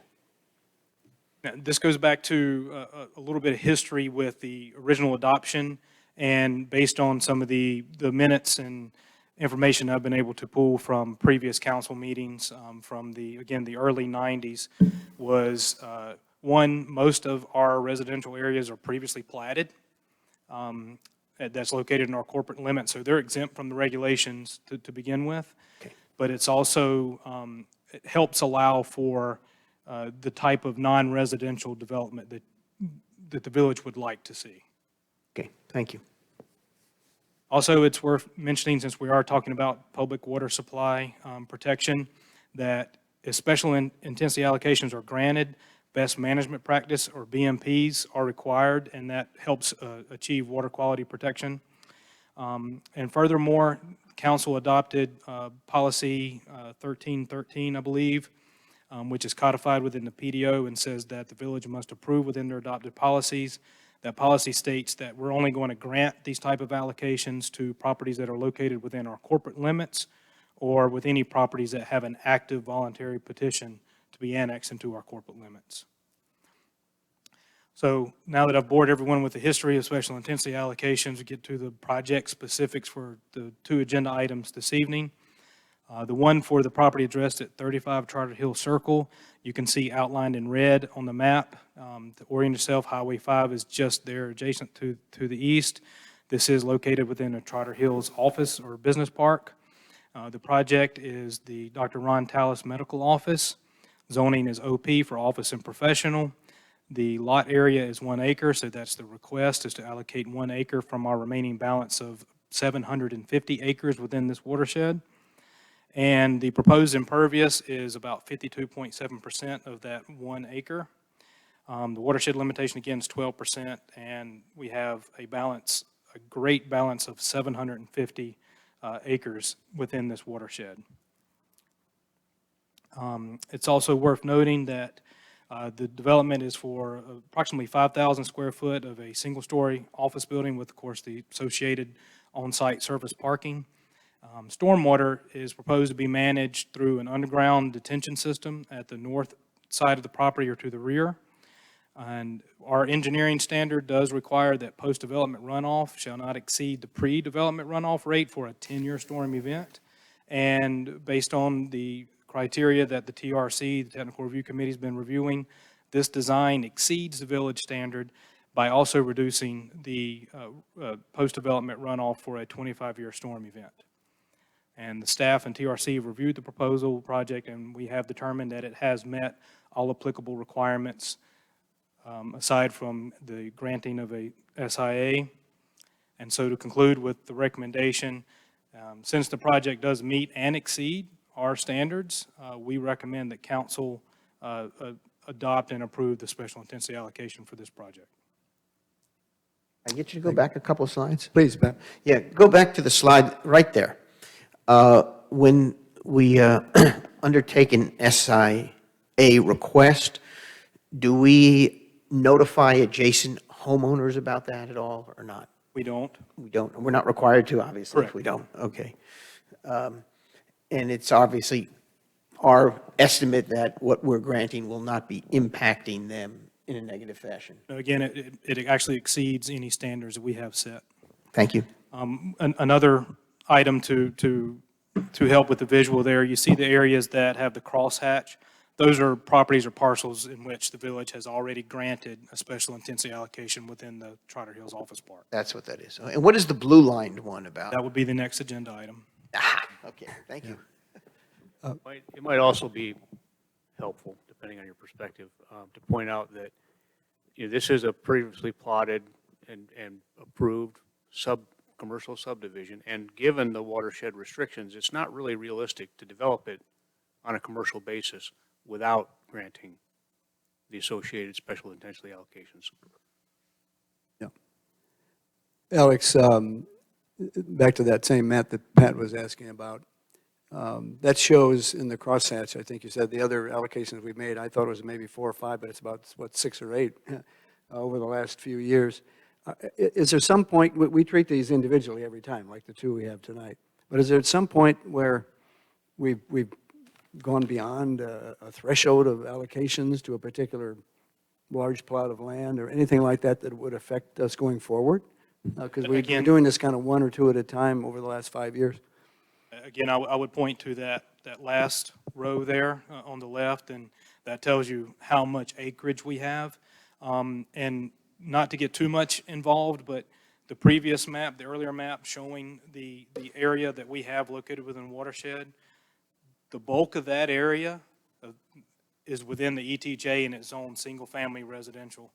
So conceivably, unless the zoning were to change or somehow our corporate limits extended vastly across that area, a special intensity allocation would not even be an option for just about that entire land mass. And maybe to put a more illustrative point on that, it's zoned single-family residentially almost exclusively, and almost all of that is zoned R210.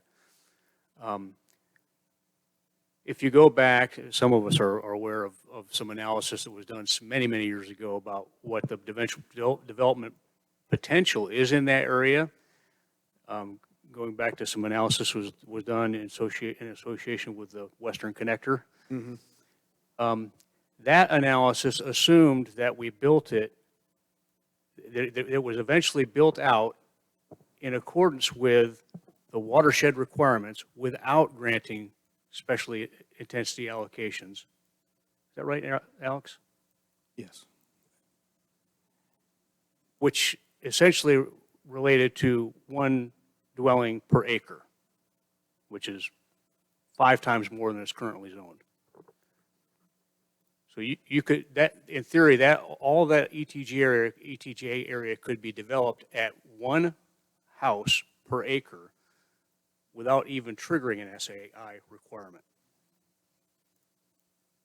My question was more about Trotter Hills specific and really the whole water management, stormwater management on that property, which relates to, I think, one of Pat's questions. But in fact, isn't there a special drain in the west side of that property that was related to an earlier project, maybe when the dental office went in? Didn't they have to do something with stormwater management at that point? And are we okay with the water runoff that is going to occur here with those other residential areas? Yes, and again, to the point that Jeff made about the development, the infrastructure and the subdivision being approved previously, now that we have standards in place, a similar type of subdivision development would have the stormwater control measures as part of that development as well. Now, each individual lot is being required to come in and manage that on site and then discharge it appropriately at whatever rate. Again, this exceeds our standard and would meet the 25-year. And within what existing network and natural areas that we have to the downhill or downstream, adjacent properties. Okay, good. Thank you. Alex, also, you've told us that one of these lots or this entire section perks better than any soil in Moore County? Yeah, this is quite a good. The infiltration rates here are outstanding in this particular area. I just want to make sure that nobody's coins get damp. Okay, it's all right. They're coins, huh? Thank you. Yeah. Uh-huh. I would just like to make a comment there. When I saw this on the agenda, I reached out to Dr. Tallis, and who is a very gifted podiatrist, and I want to mention the services that he's bringing to our area, which is specifically in dealing with diabetic feet, diabetic foot ulcers, and there's a lot of studies out there that demonstrate that podiatric intervention with diabetic foot ulcers decreases the significant amount of infections, decreases the amount of time that you spend in the hospitals, and they are also incredibly productive in limb salvage. So to have this professional come into our area and provide these services for our folks, I think is a very good thing. Thank you. Other questions from council members to Alex? If none, is there a motion? Motion number 8? I'm sorry, motion number... Sure, I'll move to approve a special intensity allocation involving 1 acre parcel of undeveloped land within the Trotter Hills Business Park identified as 35 Trotter Hills Circle and located within the WS2 Drowning Creek Lumber River Balance of Watershed. That's a motion by Pat Pizzella. Is there a second? Got my glasses. Second. Second by Lydia Bosch. Any opposed? All in favor, say aye. Aye. Aye. Carries unanimously. You want to go to the next one then, Alex? All right, thank you. So this one is for 65 Trotter Hill Circle, now outlined in red on the visual in front of you. This is associated with a surface parking lot for the adjacent Veterans Guardian Association. This would allocate a little over an acre, 1.03. The proposed impervious would be 40.64%. And again, the allocation now changing with this recent approval down to 749 acres within the WS2 watershed. Also, it's definitely worth mentioning that Village Council approved a special intensity allocation for surface parking on the lot to the south, so just on the other side of the existing office building. Since then, the owner has purchased the lot in question this evening, so that's a total of 3 lots that they have purchased and now combined all together. And again, it's going to result for a 55-space parking lot that would now service up to 88 net parking spaces for the Veterans Guardian Association. The stormwater is collected via network and discharged into a pond. The previous project utilized an underground detention system, and this design also exceeds the village standard and meets the post-development runoff for a 25-year storm rate. And again, the staff and TRC have been reviewing this proposed project and have deemed it to be meet all the applicable requirements aside from the granting of the special intensity allocation. And because of that, we recommend that the Village Council adopt the special intensity allocation. And just a couple of pictures there at the bottom. Surface parking, off-street surface parking is in a need in this area based on the popularity of the use of the professional service next door. Questions from council? I get this. Jane? It's a parking lot. Thank you. Can we go back to the slide that shows, thank you. Will the other 2 lots that are associated with the one that's the subject of this application, will their parking and drainage be tied in to the new drainage? I'm going to introduce Philip Paserno, who is the design engineer of record on this project. Philip Paserno with LKC Engineering. So the existing parcel will not, but the one to the south that you see will tie into that pond when and if it is developed. And does that make a difference, Alex, in how we understand how the special intensity allocation works?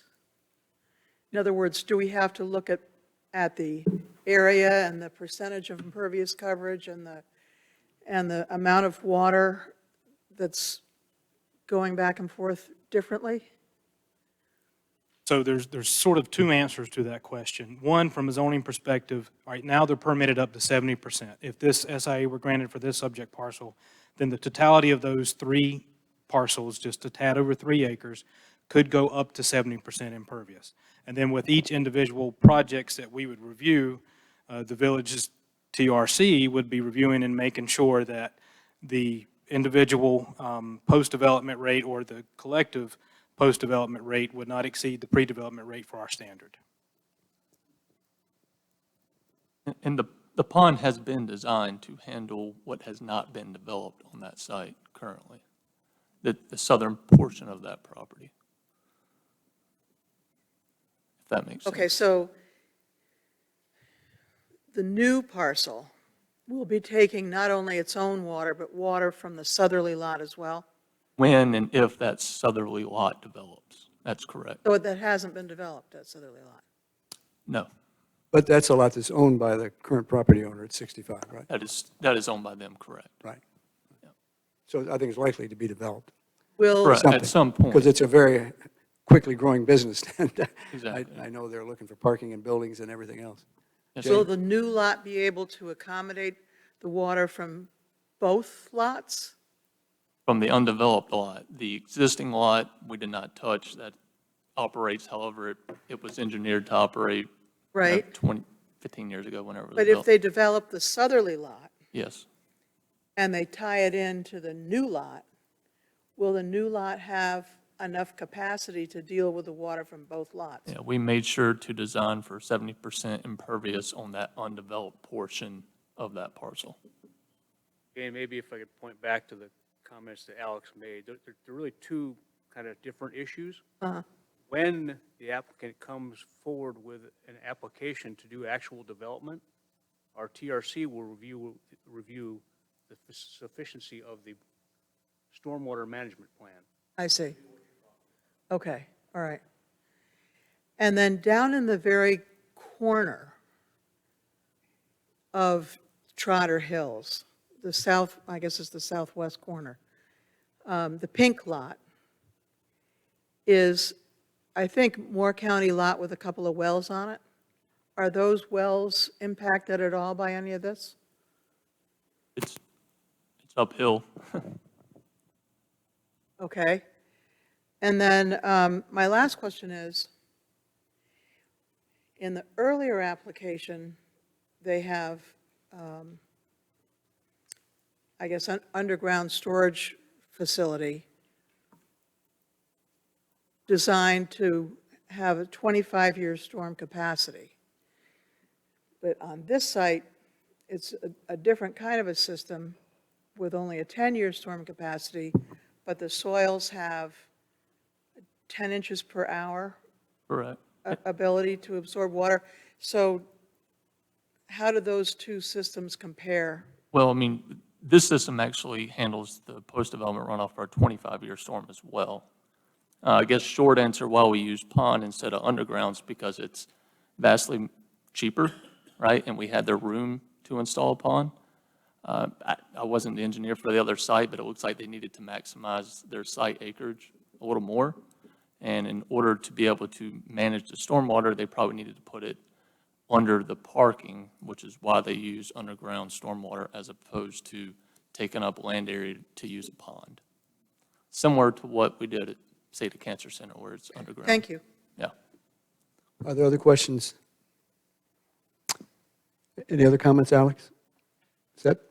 Is there a motion then on this allocation, 65 Trotter Hills? I will move to approve a special intensity allocation involving a 1.03 acres parcel of undeveloped land within the Trotter Hills Business Park identified as 65 Trotter Hills Circle and located within the watershed number 2, Drowning Creek Lumber River Balance of Watershed.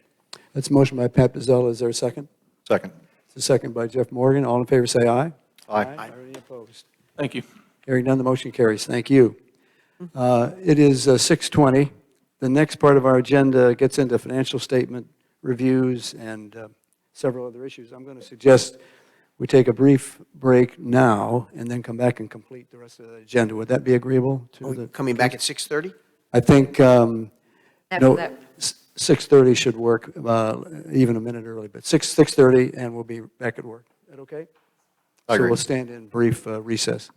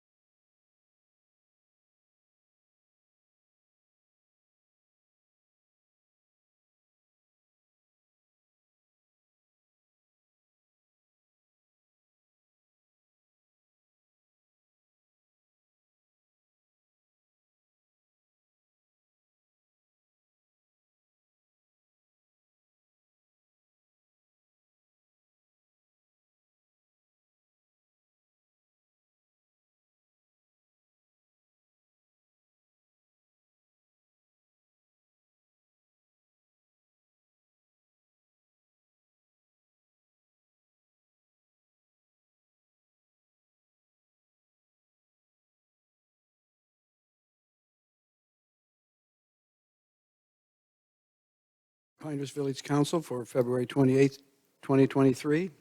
We're on agenda item number 11, I believe. Mr. Sanborn, would you carry on? All right, thank you, John. And Dana, we've got a couple of topics actually to cover with you. For the first is our financial statements for the end of second quarter. And then the second is our updated projections for year end based on where we were at the end of the second quarter. So I'll go ahead and turn it over to Dana. Good evening, Dana. We look forward to your report. Good evening. Thank you for having me. So we are going to first go over the financial statements for the 6 months ended December 31st, 2022. Kelly's just pulling up the presentation for me.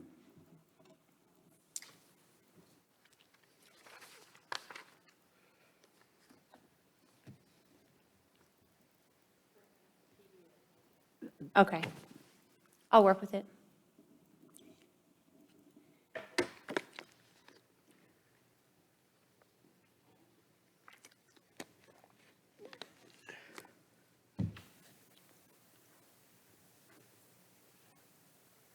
First, we'll start with the year-to-date budget to actuals with the general fund revenues.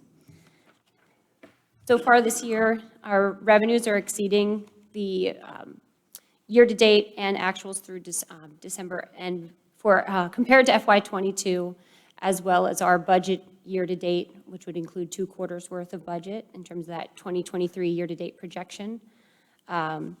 We are on track to exceed revenues this year. Look, just Yep. hold it for a second for me there, so I make sure I'm following you correctly. The budget's clear. That's our budget. Yep. The year-to-date projection, that is what what we expended so far?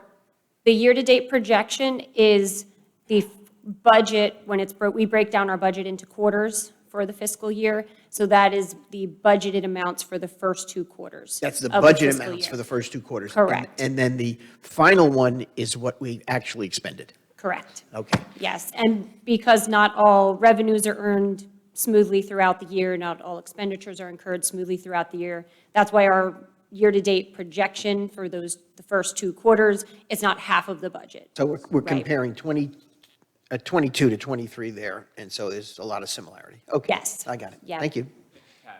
This is revenue, not expenditures. So this is comparing. Yes, this, Doug, would you come to the microphone so you can It's be just heard, revenue. please? Okay. yes, this first slide is just revenues. We will get to I'm the sorry, expenditures. I but- see it there on the screen now in the left-hand Yep. corner, but I didn't, okay. But that will be, that language, the terminology in terms of the different graphs, that will be consistent throughout the presentation for revenues and expenditures. So, I mean, it looks like revenue-wise, we get in about 85% in the first half of the year? Yes, which is common. We collect the majority of the property taxes Oh, in that's the right, first property half of the year, That's and that makes up 90% of the revenues. Gotcha. So that is why you see that the revenues we've already collected, a vast majority of our yearly budget. Yep. Okay, thank you.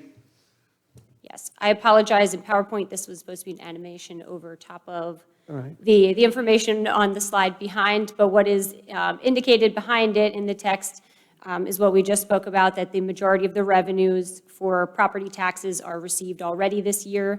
We've collected 93% of the annual budget through December, which is consistent with through December in the prior year, so through December of 2021. Our property tax revenues are about $456,000, I believe, above what we had budgeted. The sales tax, which is shown on this graph here, we are well above budget in this area. The red on the graph is showing FY23 to year to date. The sales tax is reported to us on a 2-month lag. It's a That's why 2-month we- lag. Yes, so that's why, as of December, October was the latest actuals that we had. The sales tax, the growth is exceeding the projections and expectations of the North Carolina League of Municipalities, who puts out reports and projections for sales tax. there's been just a continuation of significantly more consumer spending on taxed goods. And in 2020, North Carolina also began charging sales tax on online purchases. Despite inflation, this growth is continuing. This is an area where we do budget more conservatively because at any point in time, that consumer behavior could change, and we are not in control of that. Dana, I have a question. Yes. Your chart, July and August of last year are high, and that's when U.S. Kids Golf was here. June of last year was when the U.S. Women's Open was here. And I've asked the question before, and I keep forgetting to go try to find an answer, but is there any way that we can get more detail on where our sales tax revenue is coming from? You know, we've said online sales for a while, we've given a lot of explanations, but I've never heard the explanation of increase in sales tax revenues that might be connected to the sales of merchandise. All we know is that the point of sale for brick and mortar was in Moore County, and that online purchases were made from within Moore County. Well, so brick and mortar Moore County, so if you got U.S. Kids Golf here and Women's U.S. Open here, that's brick and mortar sales tax, correct? People that are here purchasing all the merchandise and... Correct. Food and beverage, yes. Yep. So I did actually just receive a report today. I only had an opportunity to scan through it that did have a breakdown of the taxable revenues or the sales tax collected from food versus some of the other taxable categories. So I can look at that in more detail and summarize that. Yeah, I'd be interested in that. Yes, Well, we have food, we have merchandise, we have hotel. Yes. I'm trying to think what other categories we have, but that'd be interesting. Thanks. Yes, because as you said, it is absolutely driven by the volume of visitors and events and activity that happens in the village. So you see those spikes in those months where we have those large events. We should see a bump next year. Yep. Okay. Any other questions on the sales taxes? All right, and then the last item here is investment income. Due to the rising interest rates, our investment income is far exceeding the prior year. Our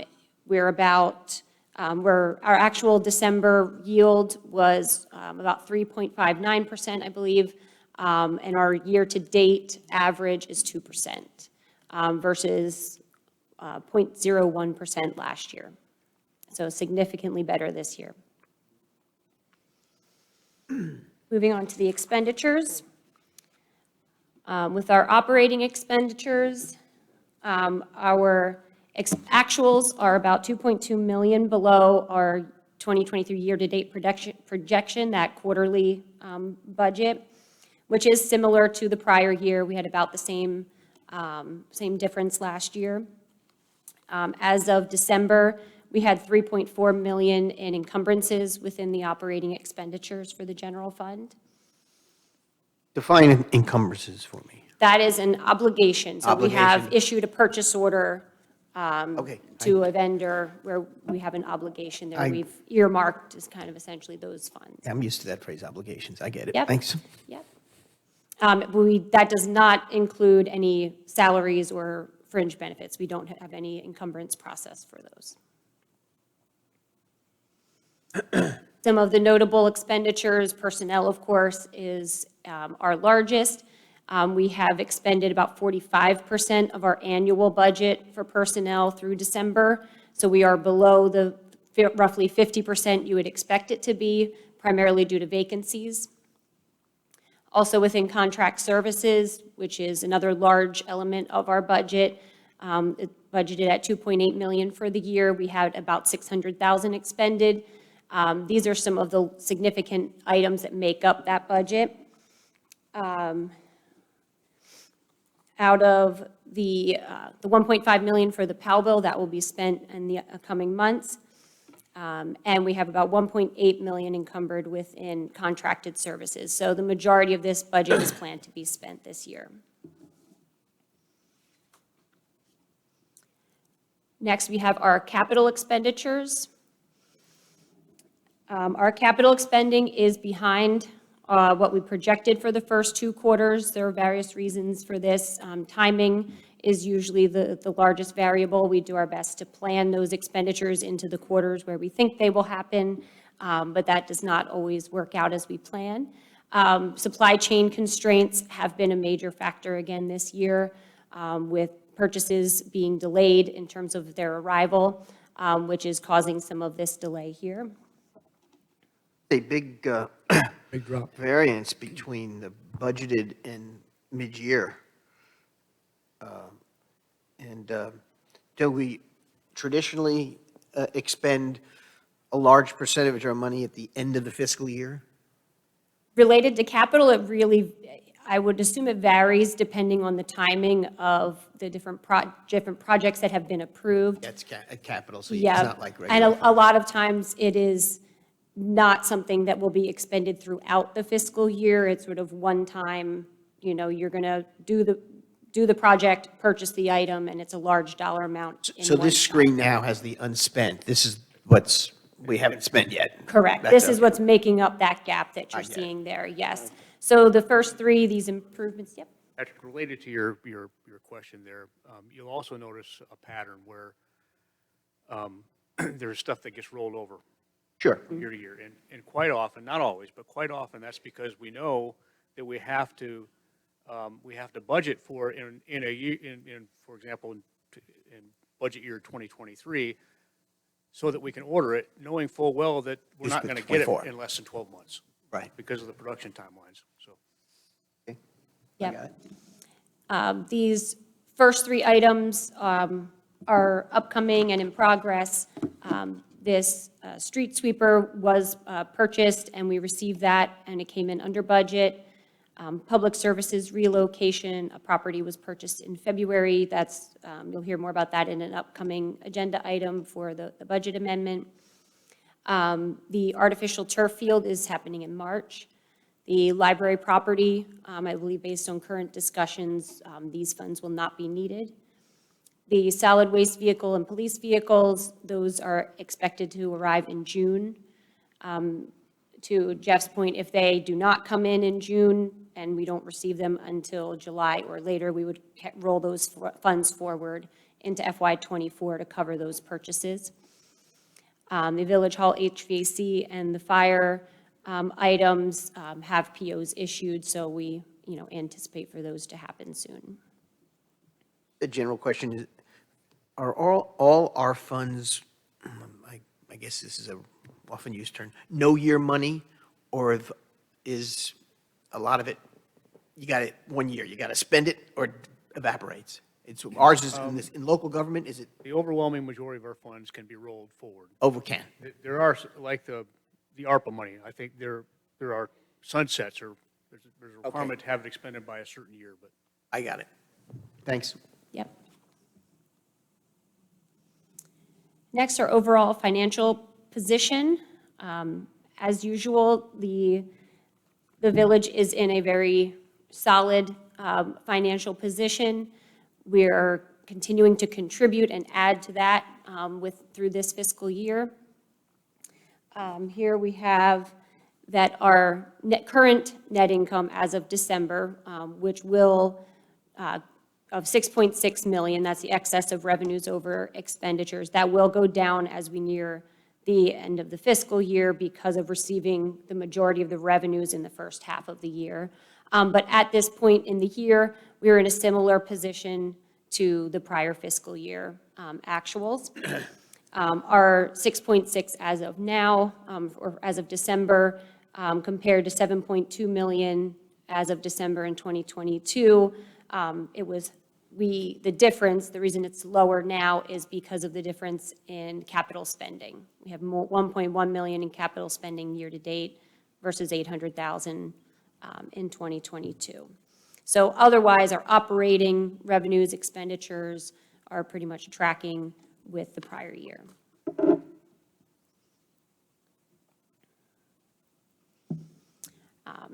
We have discussed property taxes a little bit, that it does make up the vast majority of our operating revenues, 90% approximately.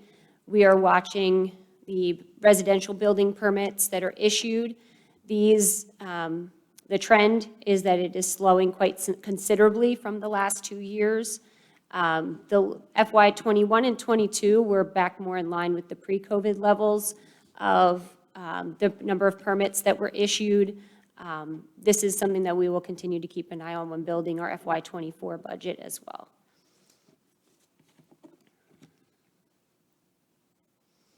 As far as the non-residential permits, again, the activity is pretty low this year compared to previous years. In 2020 and 2021, we had hospital and the USGA that caused large spikes. But otherwise, if you look at the dollar amounts for other quarters, 2023 is fitting within those ranges.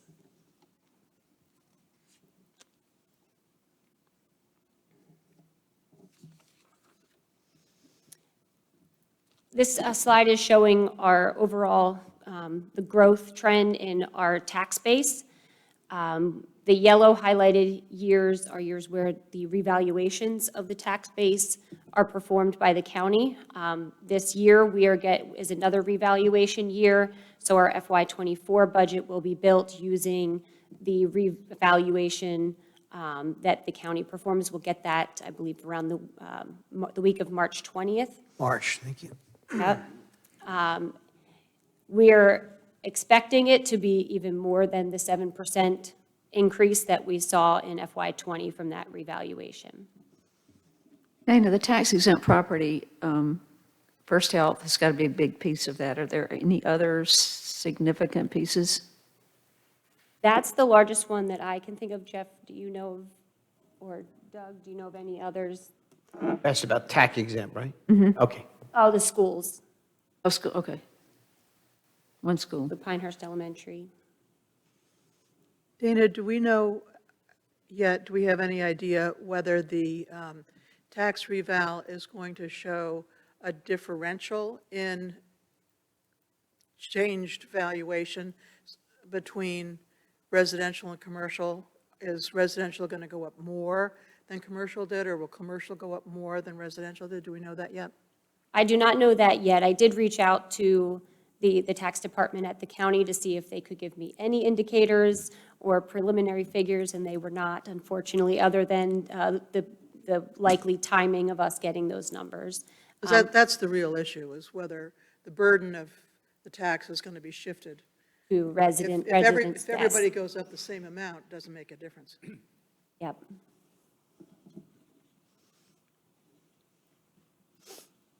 Okay, next, we have cash and investments. So you can see our cash and investments balance is healthy at over $25 million. It increased by over $4 million from December of the prior year. That is driven by receiving the second $2.6 million ARPA payment in August. You can see we have that big spike between August and September. We received that, plus we received a bulk of the tax payments during that time. We do hold over 98% of our investments, our cash, in the North Carolina Capital Management Trust government portfolio, which has been earning us much more interest than we would have otherwise. So we are continuing to keep that cash management approach in place right now, where we keep the amount needed for invoices and payroll essentially in our cash account in the bank, and the rest is invested in the Capital Management Trust.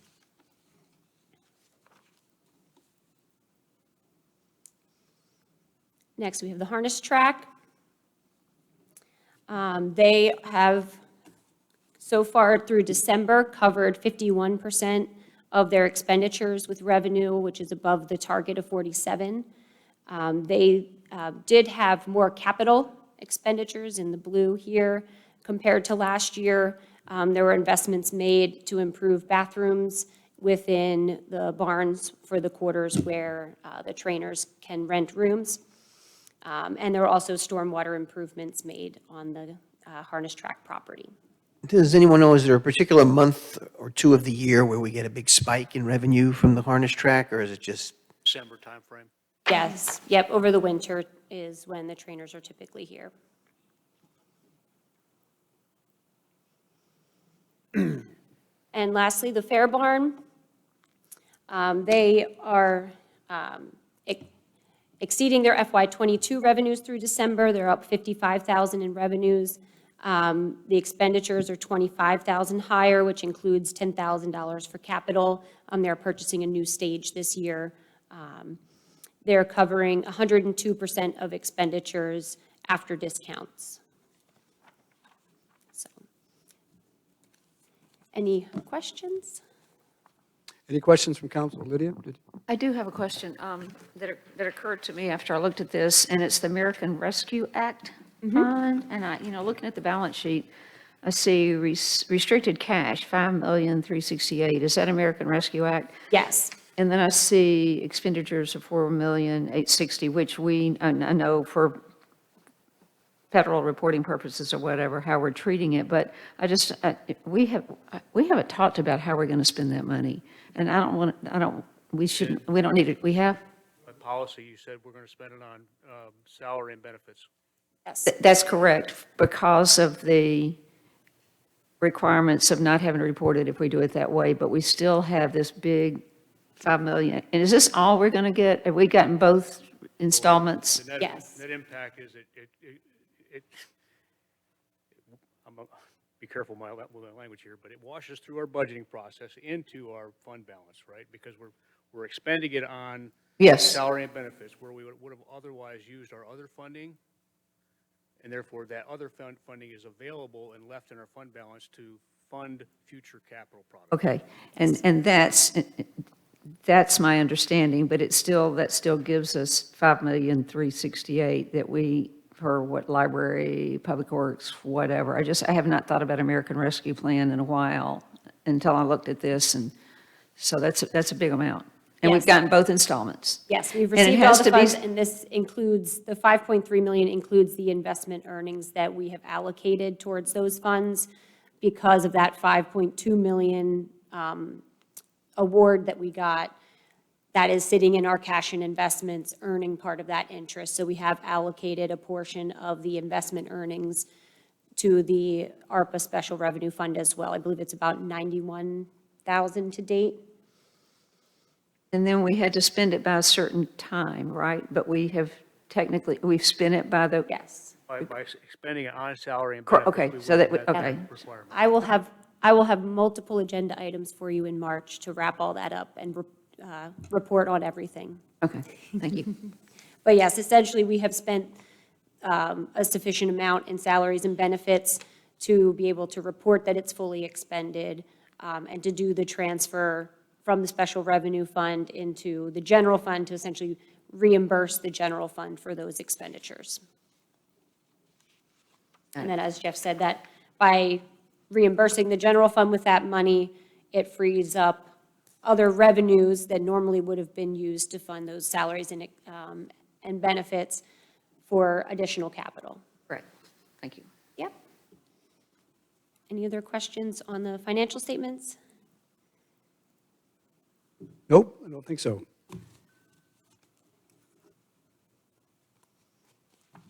No other questions? We'll go on into the next budget item, which will be Dana, I guess.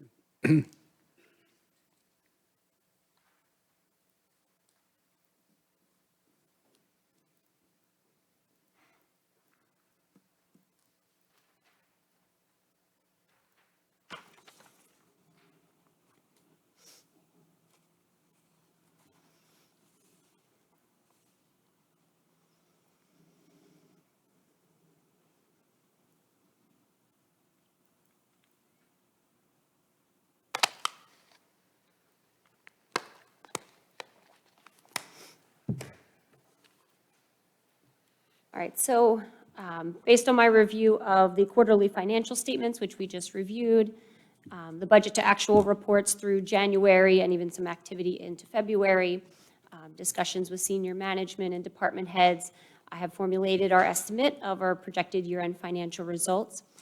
At this time, I'm estimating approximately 1.5 million of net revenue, which is driven by revenues being approximately $1 million higher than we anticipated in the budget, and over $500,000 in projected savings from salaries and benefits. About half of that salary and benefit savings is from the police and fire departments, which have been experiencing difficulty filling vacancies, as you heard about at the last meeting. So that does make up the majority of that number. Question. Help me understand the sort of large variance between FY '23 estimated and FY '22 actual percentage of expenditures. Yes. So the percentage of expenditures is calculated by taking the ending balance divided by the total budgeted expenditures for that fiscal year. The FY '22 actual was about 20.7 million of expenditures. So it's the 15.2 million divided by 20.7 to get to the 73.5. FY '23 estimated is the 16.7 million divided by about 29 million of budgeted expenditures. Since we're using the budgeted amount, we don't know our final expenditures at the end of the year yet.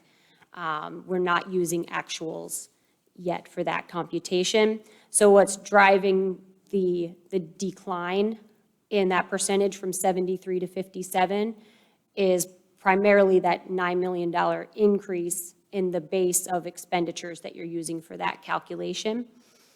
The $4 million of that is capital. The capital expenditures in '23 are $4 million more than they were in '22. So that is a big driver of that decrease in that percentage. At the 9-month point, will that 57% number be much closer to 73? Or is it going to be sort of a flat number? I'm asking you to guess a little, but I'm trying to understand. Yeah, so one other. 68 and 73 are pretty close, 68% Yes. and 73. But then the estimated of 57% is, I get you how you got it, I'm just trying to Yes, understand. yes, why. so as far as where we will likely end up at the end of the year, one other key thing to keep in mind is these amounts exclude the other financing sources, which is the $5.2 million for ARPA. So that is not being factored into the fund balance impact here. So when we look at the total overall net impact or net revenue or net impact to fund balance at the end of the year, it should be higher than that because we would then be kind of factoring that amount in terms of our true ending fund balance when we're doing the calculations at the end of the year to see did we hit that 15% And target. do you plan to give us a third quarter update Yes, with these yes, numbers? sir. Okay, thank you. Yep. I'm fine, I get it. Yeah, it will be part of the third quarter financial statements, but if I can certainly give an update to this percentage as well. About that same time frame is when we're going to be presenting the budget to you as Yes. well. Right, It'll- do it all at once. Do it all at once. Yes, Okay. yep, there will be much more to come with the projections for this year. And aren't we planning to spend more on capital expenditures this year than we did last year? Isn't that In- part of it too? In FY '23, yes, Yeah. yeah, about $4 million more than in '22. Oh, that long list on the slideshow previously Yes. of the capital expenditures we haven't worked through yet. Yes, and so another thing, Pat, that could impact this percentage is these numbers assume that we spend all of the capital money in this fiscal year. That typically does not happen. You tend to have to roll some of those funds forward. So if not all of the capital is spent, then that would increase that percentage of expenditures in terms of the fund balance metric. I get it, thank you. Yep. I also went through, I have details here of the different revenue and expenditure items that I propose amending in the budget. I won't go through each one of them, but if you have any questions, I'm certainly happy to answer them. I don't think we do on that. It's a small amount, it's on Madam. the last page. Police Department budget for restricted grant expenditures needs to be reduced. It looks like, did we get some grant money that we didn't spend? Yeah, it's on the, if you move back a page, I think it's mentioned there. Yeah, so there's Slide. both a revenue and expenditure item associated with that. That's one of the items where it's not significant in dollar amount, but significant in terms of making sure that that budget money for a grant that is no longer available does not get spent. So that's why I proposed amending that down to essentially kind of close out that grant budget line. What happened was there was unfortunately equipment that was planned to be purchased that was not able to arrive in time before the grant ended. And so the funder would not reimburse that, even if we had gotten the purchase, if we had been able to purchase it late. So that is the reason for those unspent funds. Why is the library endowment income down? That is just based on what was budgeted, what was estimated in the budget compared to the actual library endowment income allocation. I guess I'm just a little surprised they don't touch the corpus of that, do they? They don't touch the corpus of the endowment. It just produces income. Correct.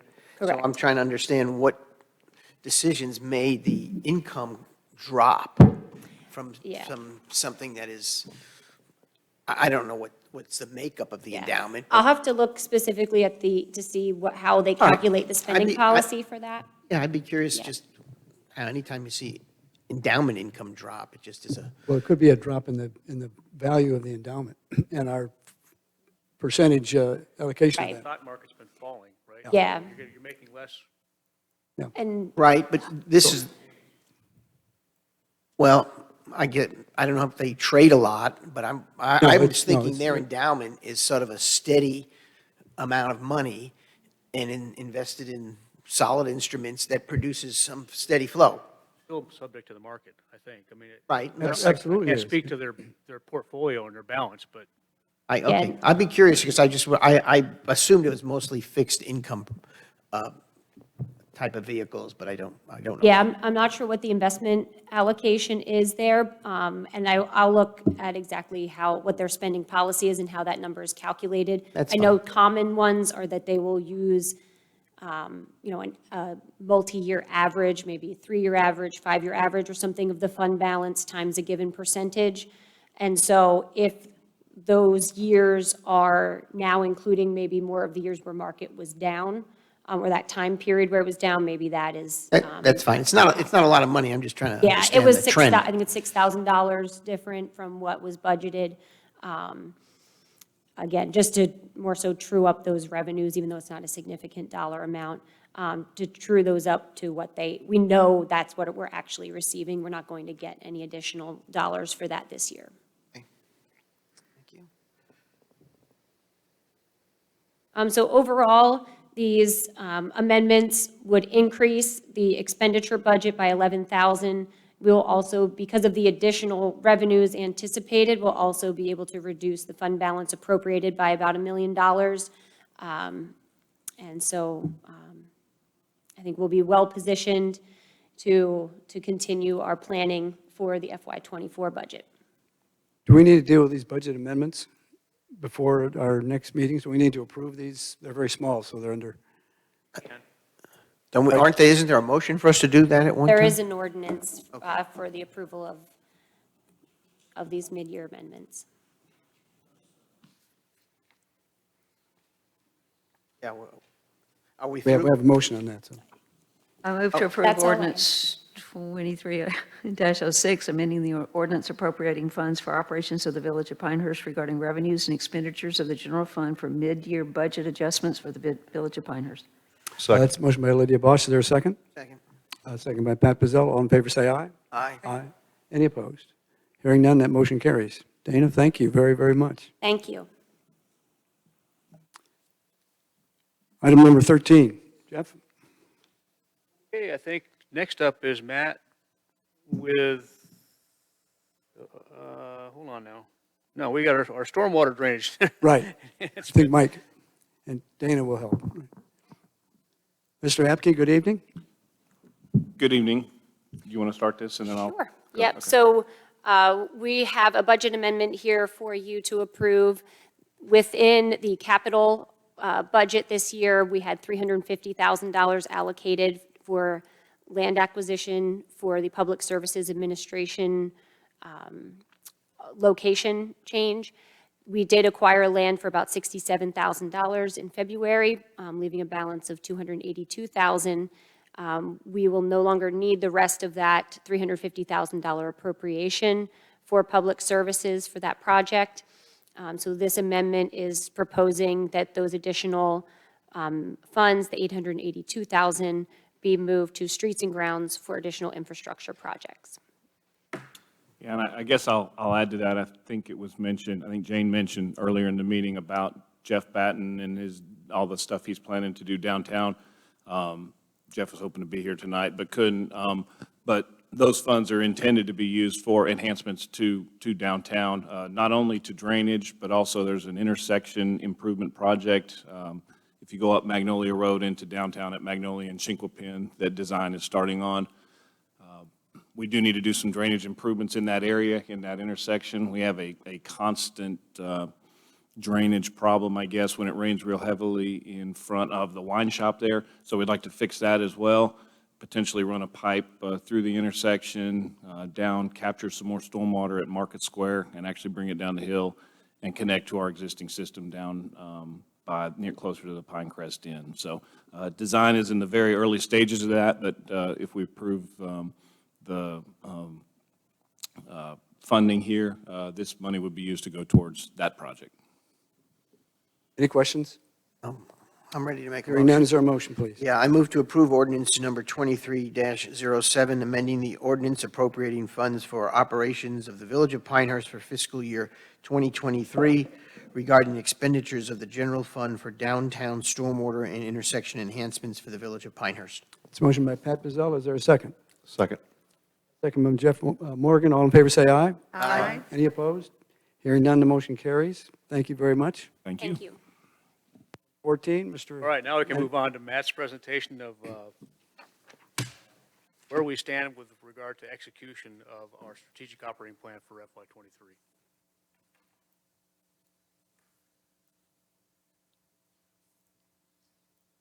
Green, yellow, and red, right, Matt? Good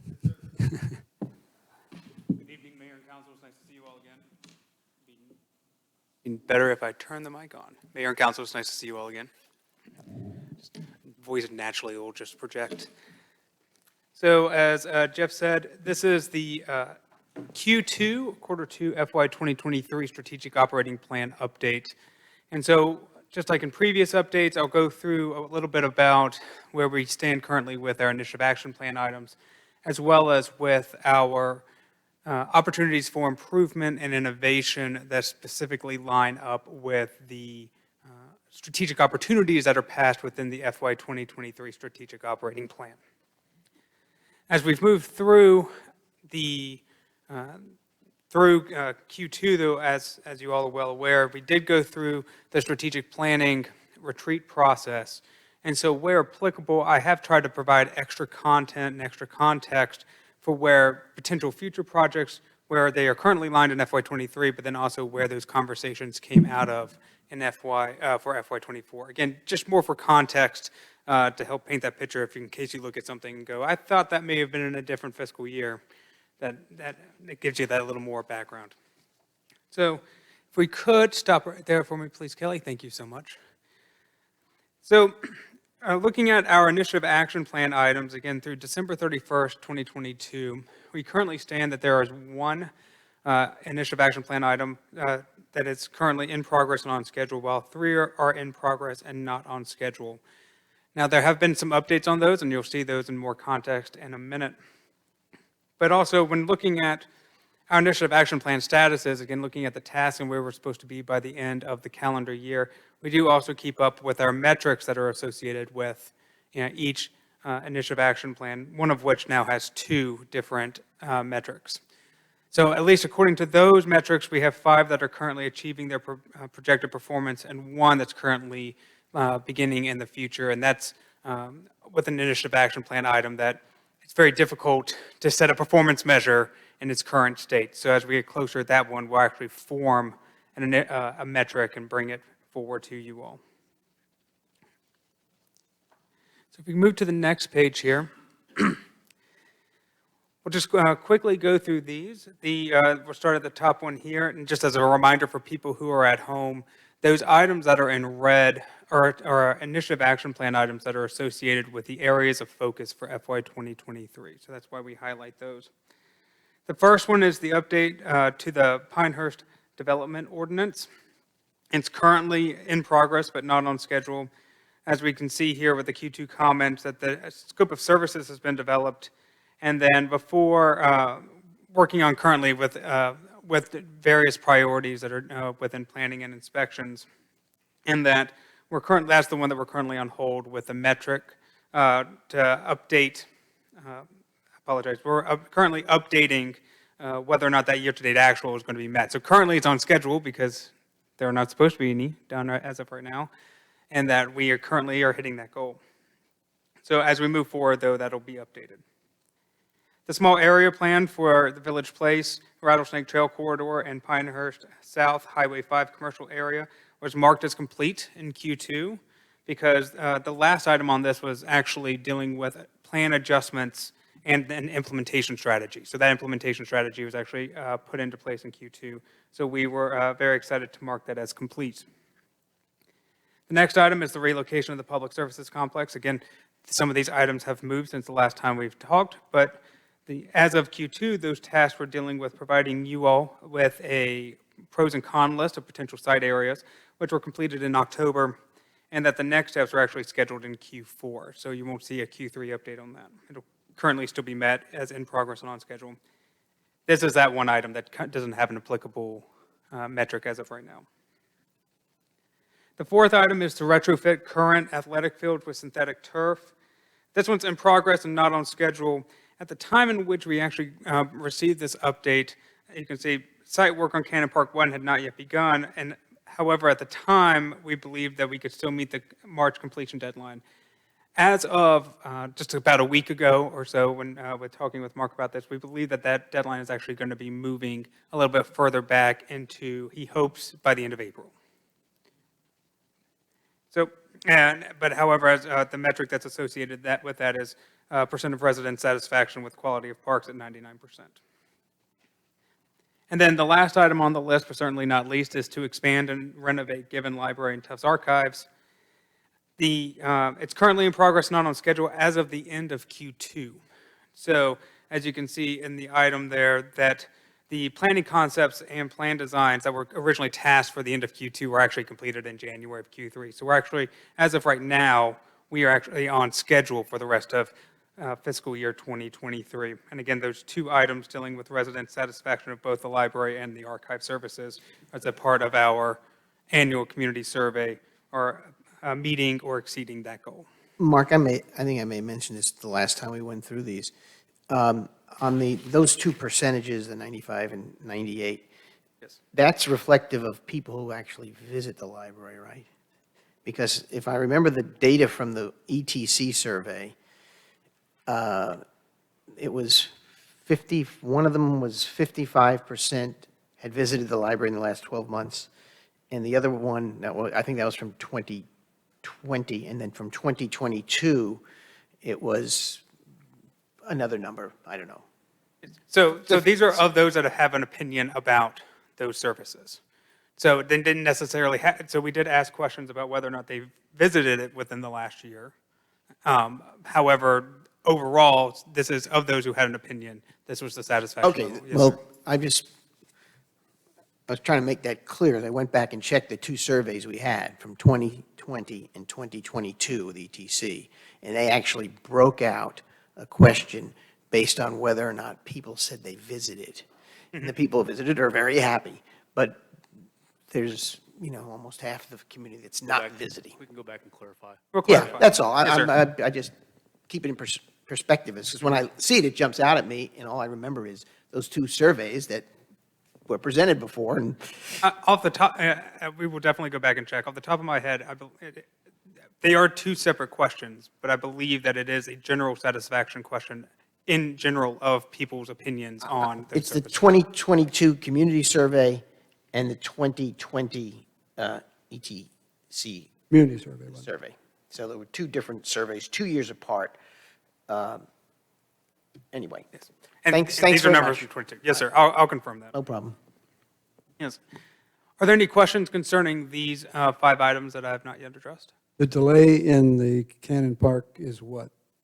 Is it problem with the contractor, problem with materials? Do we know?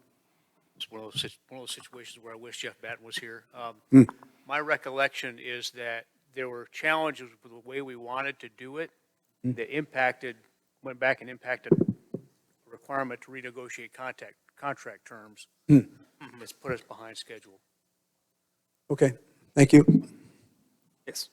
And to reiterate, that date you said was the end of April, Yes, that is what I've been informed of. 2-month delay.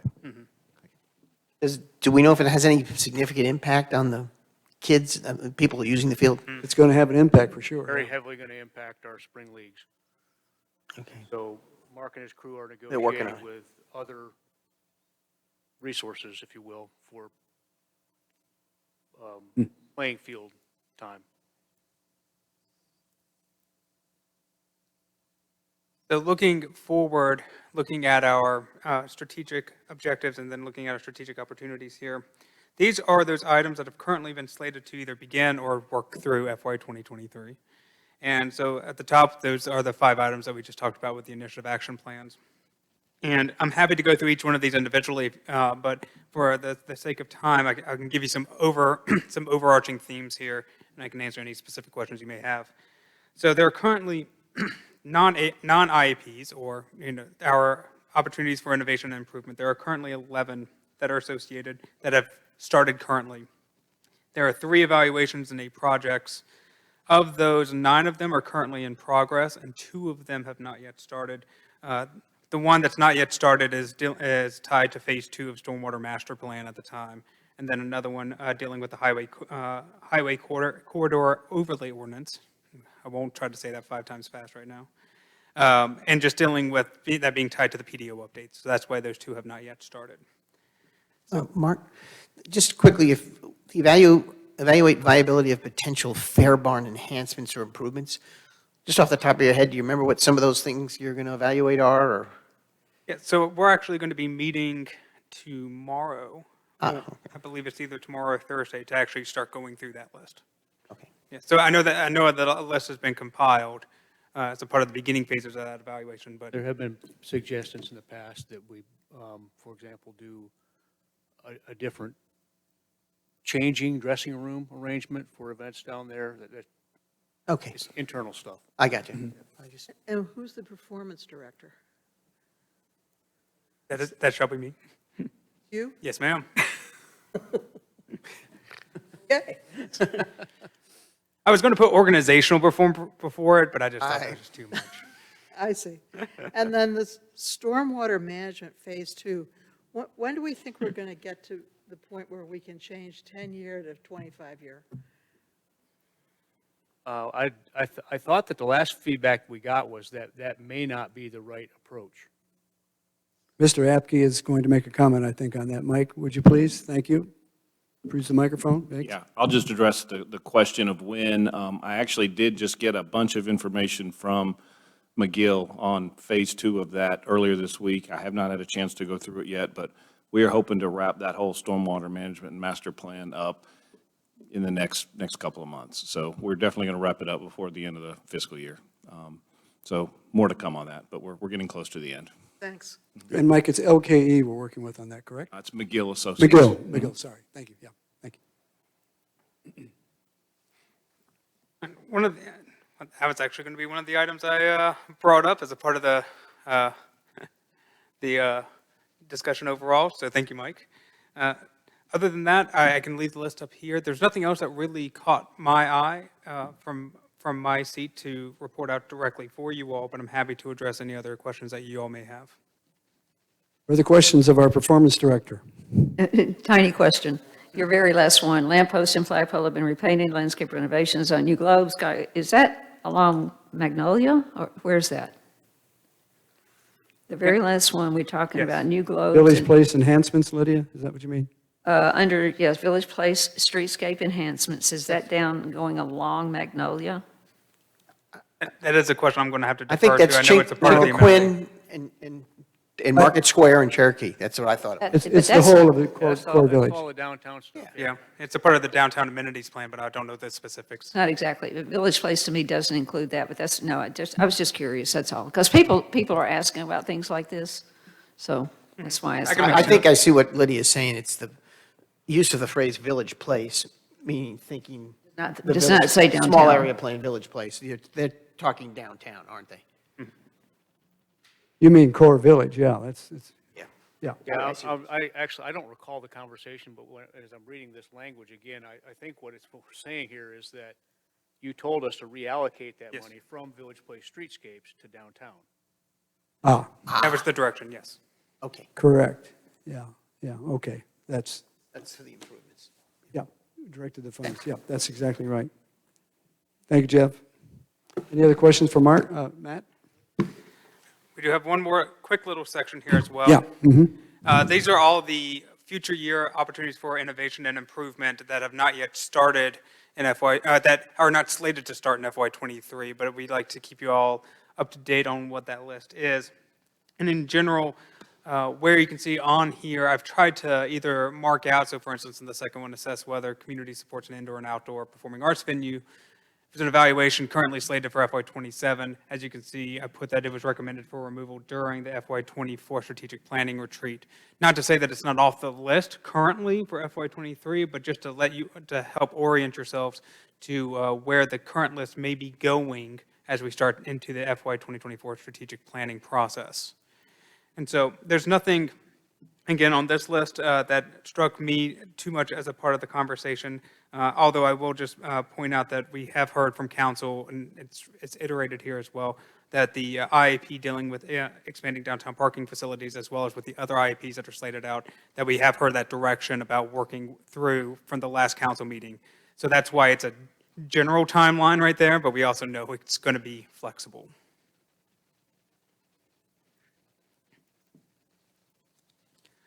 Any other comments for Matt? Yeah. Jane? I had a couple. Public-private development partnerships. What does that entail? Find where we are at. You on the Uh, last that one? was- That's all about. Oh, yes. Realizing the visions that are associated primarily with the Village Place small area plan, but the strategy could also apply to Pinehurst South, where we would enter into an agreement where we might fund certain infrastructure like roads or improvements, and they would bear responsibility for other things. So the idea is to think about those types of approaches as we move forward toward implementation of that small area plan. And this item, just to give a little more context, was aligned to the strategic opportunity it's a golf by day, arts by night strategic opportunity that existed. Shop by day. I'm sorry, shop by day, arts by night. I apologize. Thank you. You can golf in the daytime too, I'm told. Talking about two different ones here. It was the arts by night one, and I get the specific language, but that one was removed during the strategic planning retreat. Right. And so that's why, as of right now, we're still showing it because it's there, but going forward, we had to reexamine it as a part of the comprehensive plan as well. Right. It really is golf by day, but I always say shop. But I will say, I was sure of myself, but I questioned it immediately, so. And when do we think the I thought 29th? I thought you were referencing the pursue public-private development partnerships one. I thought. You were talking about the one at the bottom? The very last one. Yeah, weren't you? the Starworks glass blowing, that's the one I. No. Oh, I'm sorry, you were referencing the No, one the above? higher up one. Okay. I apologize, Jane, yes. So, got And the then- answer for that one too. And then when do we think that the 2019 comp plan will be updated? 2029. Ish. Probably about that time Yeah, frame. even would be before. appropriate. That's it? I thought we were going to be tweaking it every couple of years. Oh, you mean you mean the periodic update? Yes. Yeah, well, No. I'll simply say that we can't get the stuff that's off our plate, that's on our plate now.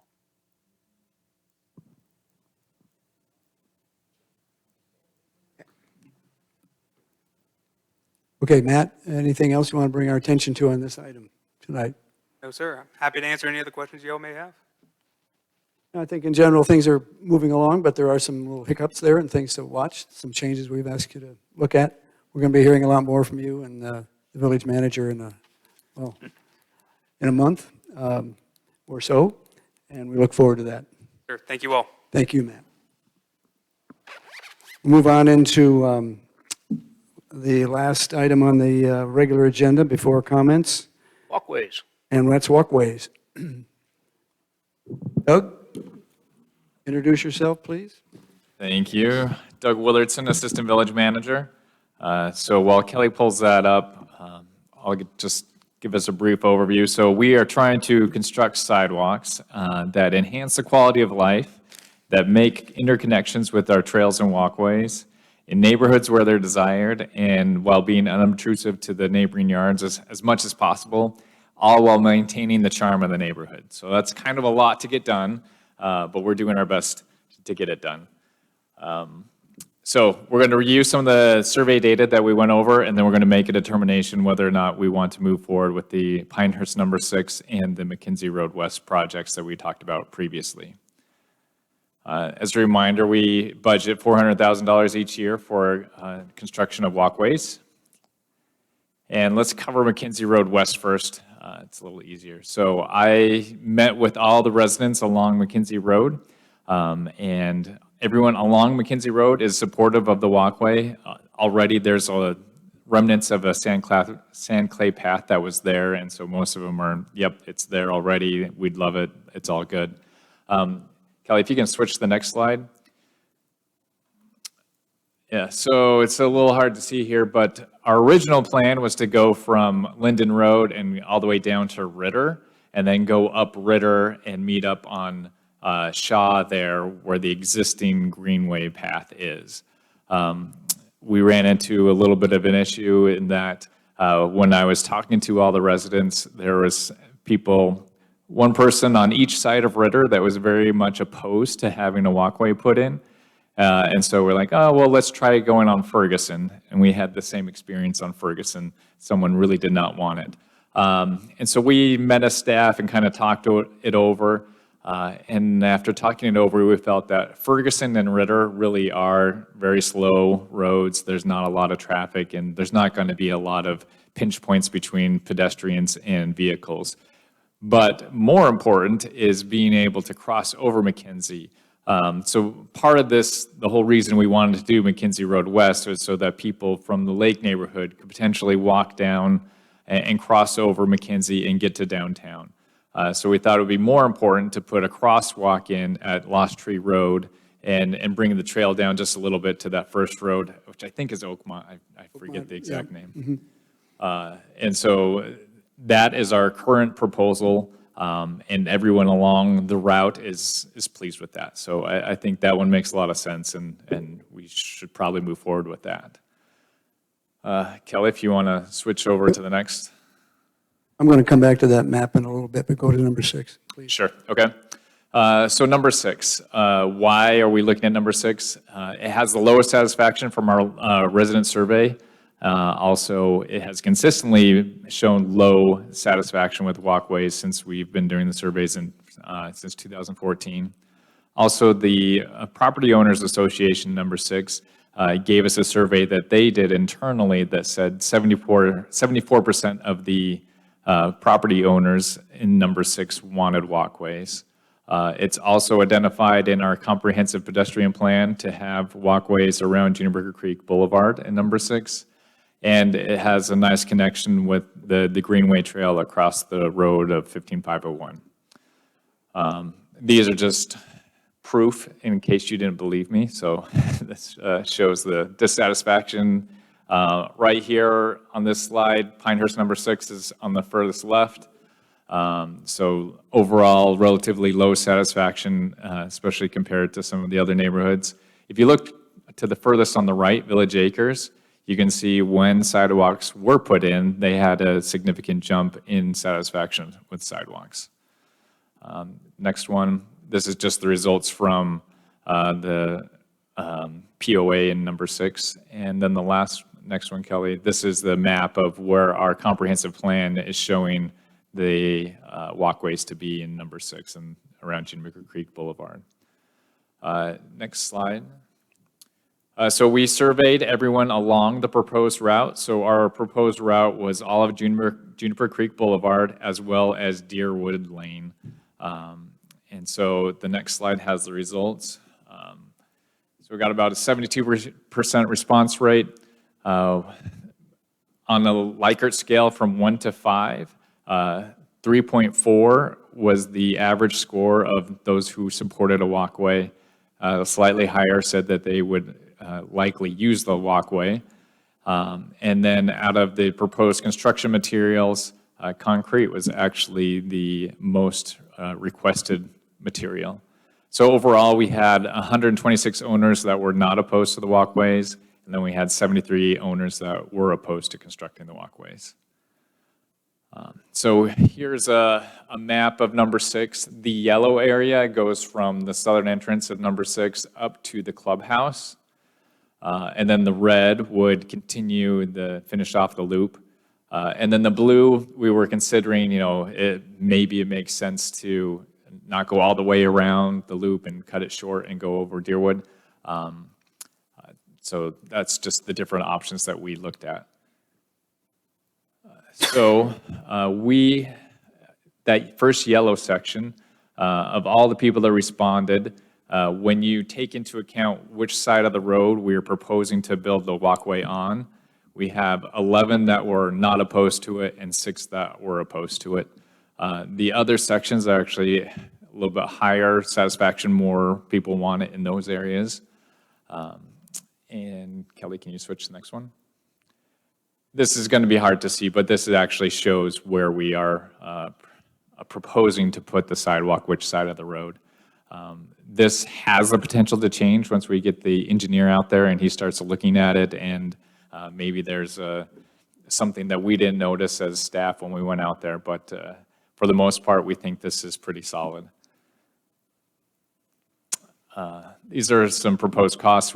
This first year, we're proposing to do the yellow section at 6,800 linear feet is about $306,000. That's just for basically the 4 to 5 feet of the concrete. Additional engineering and other preparatory items will cost more than that. Will the first year be finished before the adaptive opened? No. Probably, we would start after. Yeah. Yeah. That'd be the yellow section only. But yeah. Yeah. Mhm. And Kelly, if you want to switch to the next slide. That's just the cost per linear feet. The concrete does cost us more, but I think it makes a lot more sense, and we'll cover that right here. So some of the concerns that we heard from the neighborhood, will the property taxes increase? No, we budget this every year, so if we're not going to spend it in number 6, it's going to be spent somewhere else, and property taxes will not change. How much of people's front yard will it take? Juniper Creek Road actually has a very wide right-of-way. It's 80 feet wide, and the travel surface is probably 24 feet wide, so we have like almost 30 feet potentially on either side of the road. So all of our construction will happen within the right-of-way. Our engineering standards call for an 8-foot utility strip and then a 5-foot sidewalk, but considering we're coming in afterwards and there's already trees and things planted, we'll do our best to work around things to make sure that we're not disrupting people's properties as much as possible. We do even have the potential to put the sidewalk right up against the edge of pavement, but then you would have to install a curb, and that may or may not work, and it would affect stormwater, so we have to look at that closely if we do propose it in any certain areas. We had someone ask why we included non-residents, but they were actually property owners in the survey. We felt that, you know, they paid taxes on the property, they may build on it someday, whatever. So we felt like they should be included, but even if you take them out, it didn't really change the results at all. They were almost exactly the same. So one of the other concerns is, why was it proposed on my side of the street? A lot of it had to do with the topography or any obstacles that might be in the road, but also we looked at, you know, who wanted on their side of the road or not. So out of the 350 properties that were along the route, 99 said they didn't want on their side of the street. So the way we picked this side of the street, we got that number down from 99 to I think it was 29 people that would have a sidewalk in front of their house that said they didn't want a sidewalk in front of their house. Does that make sense? Well, yes and no. So how are we going to run the sidewalk? We're not going to crisscross the roads Yeah. 20 times or whatever it is, are we? Yeah. There's a few crosses, and there's a map on there that Yeah, we there's a more looked at. detailed map, but yeah. Yeah, so maybe 5 crossings. So yeah, you're right, we didn't want to jump back and forth a lot, but around the whole loop, I think there was 5, if I recall correctly. There's 2 in the first section. Yes, yeah. And we did them at intersections with other crossroads, so you didn't have a random crosswalk in the middle of the road. So in the first yellow section, then there's going to be at least 2 places where, to defer to the interests of the homeowner, we're going to cross the road, go on for a while, and then come back. Because you're trying to go, if you had your druthers, you'd stay on one side of the road, I think, Doug. Is that the? I don't think it was just based on the interest of the homeowner. Yeah, Kelly, maybe 2 or 3 slides down. Topography and plantings and stuff, yeah. Right. Yeah. Okay. So, yeah, in this first section, we actually only have the one, so we start off on the right, and then I think that might be Scioto.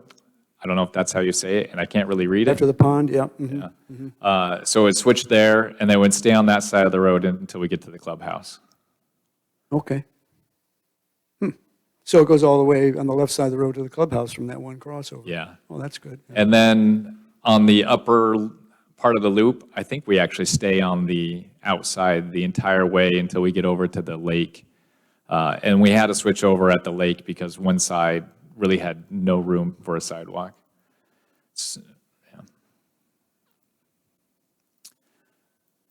Yeah. I think, any other questions while we have the map up? So we're going to do the yellow part, and you kind of left us up in the air as to which will be the next connecting piece, the blue or the red carrying around. What do we want to know about that? Yeah, so my recommendation is that we continue going around the red, the Juniper Creek Boulevard, the entire loop. And then that could take a couple of years, depending on how much money we budget towards sidewalks in the next couple of years. And then before we do Deerwood, I would recommend that we move somewhere else in the village. And Is Deerwood the blue? The blue, yeah. What'd you say, Pat? I asked him if Deerwood was the blue. Oh, Deerwood's the blue, yeah.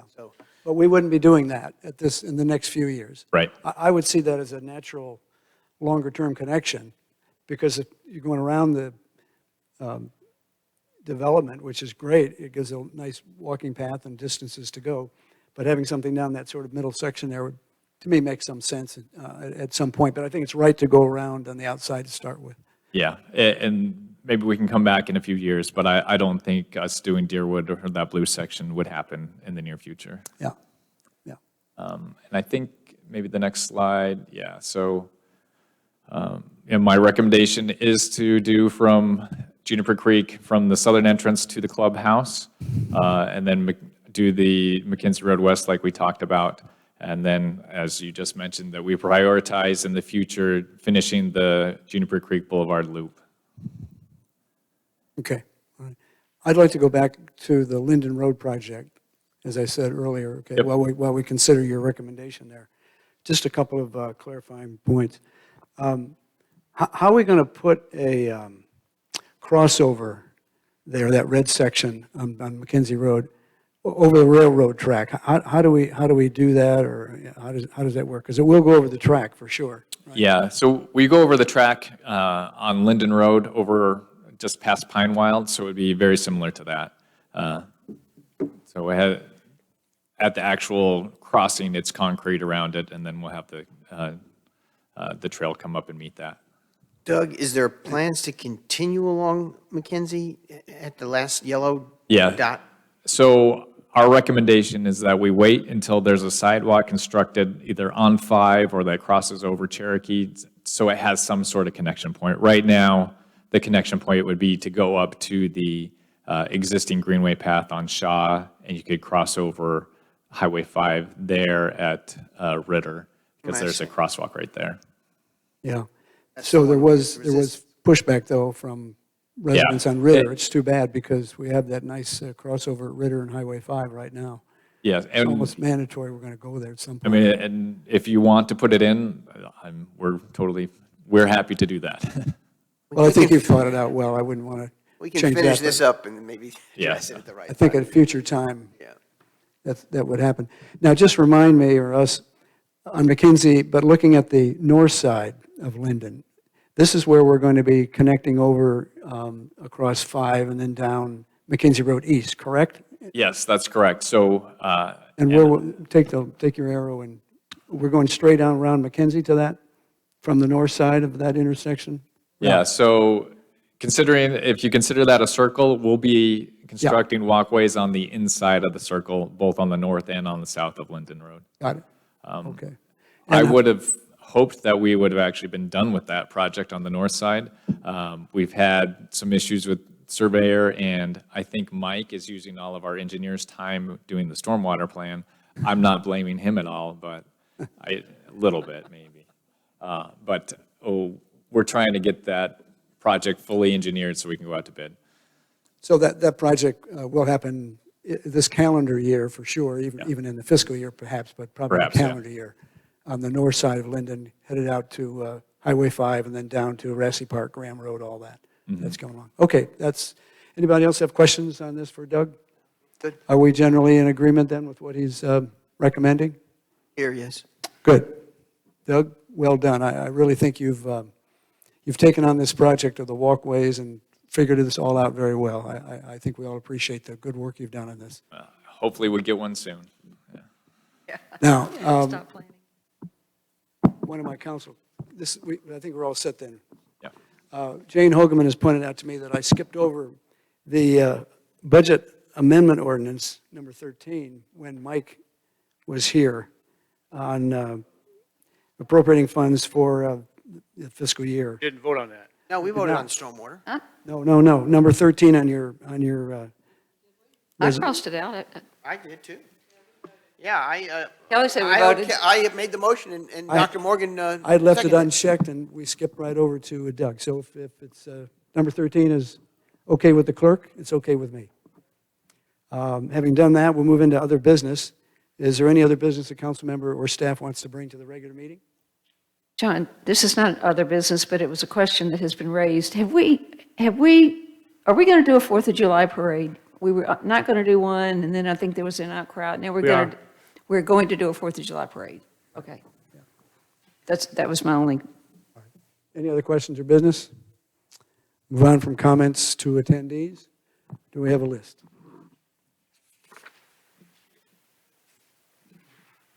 I have 2 people signed up, Lou Maurer and Jeff Heinz. Is there anybody else who wanted to speak on public comments to the council tonight that hasn't signed up? If not, Lou Maurer, please. Lou, thank you for being with us tonight. If you just step up and give your full name into that, make sure that microphone goes green, or you can sit at this desk in front of you if you prefer. It's green. Thank you very much. Identify yourself and your address. Thank you. I'm Lou Maurer. I live at 71 Juniper Creek Boulevard, and I'm here tonight to express my dissatisfaction with the idea of a walkway in number 6. The word charm came up relative to Pinehurst, and I think it's a very fitting term. And I certainly wouldn't want to lose that charm in number 6, which is exactly what will happen if they put a sidewalk in there. I voted no, and both my neighbors on either side of my property voted no. And I can't imagine, actually, anyone else on on the side of the road that is proposed to come in on voting yes for it, aside from a few people who walk their dogs. And that's a popular thing in that area. But the people who walk their dogs, I have a dog and I walk my dog as well, know where to walk the dogs on the shoulder along on either side of Juniper Creek Boulevard. And some areas are nicer than others for walking your dog. There's no trees and it's just a big wide shoulder and whatever. But I am very skeptical that the people on Juniper Creek Boulevard, as I am, would vote yes for a walkway. I mean, both my neighbors, who I wish would have come with me tonight, but they threw up their hands and said, no, they're just going to do it and there's nothing you can say. Well, I'm here to say I think it's a lousy idea. If a walkway made sense, they should have done it when they planned the whole community. I mean, that would have made sense. Now we've got beautiful, mature trees and everything. They're going to have to be torn out. And people's properties are going to be compromised because of this walkway. In my case, my property, I've got a slope that comes up to meet the road. They put a concrete walkway in there, there's going to be a drop-off, a dangerous drop-off on the other side of the road. What are they going to do, put a railing up? I mean, come on. It's just not a good idea. It doesn't fit with the ambiance and the charm of Juniper Creek Boulevard. I can see people who don't live on the boulevard as I do saying, I might want to go for a walk one day. A walkway is fine with them, But for people who live on the boulevard as I do, it just doesn't make sense. If I wanted concrete, I wouldn't have moved out here 3 years ago. I moved from the big city. I'm a third-generation native Californian. I moved out here to get away from the big city crap. They ruined that state. I moved multiple times over the years trying to find what we have here. And big city creep is not what we want here. We don't need the walkway. And, I could also, from a personal point of view, and the reality is, on Thursdays, you would find it very interesting when the trash truck is going down the road. In certain areas, it's extremely dangerous to get around that trash truck because you're dealing with one lane and you can't see around the blind corner, right? Well, now they're going to put in a concrete walkway, which means that for extended periods of time, we know how long these projects could go on for. For an extended period of time, there's going to be one lane. Now, you've got the trash truck on Thursday. What are we going to do? That's going to be absolutely impossible to get around that truck. Not to mention the mail deliveries, the moving vans, and everything else. We're talking chaos for how long? How long? How long is it going to take to do this project? And guess what? You can't undo it. You can't unring the bell. 5 years later, we sit around and go, Jesus, why did we do that? We need to think this through.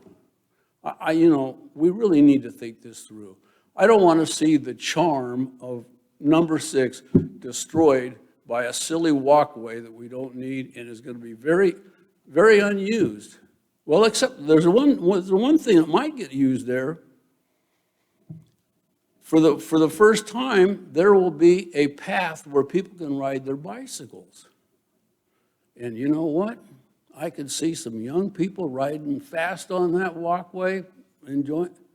And when they slam into elderly people like myself walking their dog, that's going to be a bad mix, and on and on and on. I'm not going to waste your time anymore, but I just wanted to be here to tell you that as one person who lives on that street, loves that street, I don't want to see it ruined by concrete.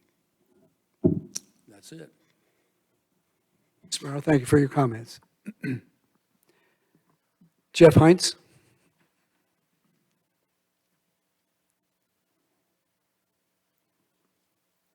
Good evening. I couldn't stay away, and so I came back. I'm here tonight to talk about the proposed policy changes for the Neighborhood Advisory Committee. There have been some discussions of those with the Neighborhood Advisory Committee, but not in the context of reviewing the proposal that Mr. Sanborn prepared and circulated to you that you will take up at your work session this evening. There was a fair amount of angst expressed by colleagues of mine on the NAC. I'm the representative from the Lake Pinehurst Association, by the way. And as you know, because you got them, I prepared some comments with respect to the policy. We, the members of the NAC, take the NAC seriously. I would encourage you to take the NAC seriously. It would be easy for you to overlook it, I think. It doesn't make any law. It doesn't spend any money. It takes no votes. It sets no policy. It's just an opportunity for residents to come in and interact directly with council people and members of the administration, and in that sense, it's extremely valuable. We take it seriously. Mr. Sanborn takes it seriously. His work product was reflective of that. More importantly, I take Mr. Sanborn's work product seriously, and I made some comments on them, and he takes them seriously. And we've had a back and forth already about that, and I'm cautiously optimistic that the concerns that have been expressed by many of the members, including me, can be worked out. I would encourage you to review it this evening, as you will in your work session, and then, as Mr. Sanborn indicated, would be the case, refer it back to the NAC for some direct dialogue there. There is no email list that I'm aware of all the members of the NAC. I have contact information, I believe, for 14 of them. 8 have indicated to me over the course of the last couple of days, to one degree or another, endorsement of the comments that I've made on one or more or all of the points. And so the concerns are shared by the members of the Neighborhood Advisory Committee. I don't think anybody wants to see it go the way of the dinosaurs, and so we should work cooperatively to make this workable and to make it comply with North Carolina law. It is, as I said in my comments, a bit incongruous that we are public officials, but we are. And I don't imagine that complying with that law in North Carolina is going to be a problem for us once we put our heads together and figure out how that's going to work. Thank you. Thank you, Mr. Heinz. Is there anyone else who's here who wishes to speak to the Village Council in regular meeting tonight? Seeing none, is there a motion to adjourn the regular meeting and move to the work session? Yeah, I motion to adjourn the regular meeting. It's a motion by Pat Pizzella. Is there a second? Second. Second by Lydia Bosch. All in favor of the motion, please say aye. Aye. Aye. Any opposed? Hearing none, we'll move into our work session. We'll take maybe a couple minutes to move the tables a little bit. Let's come back in 5 minutes.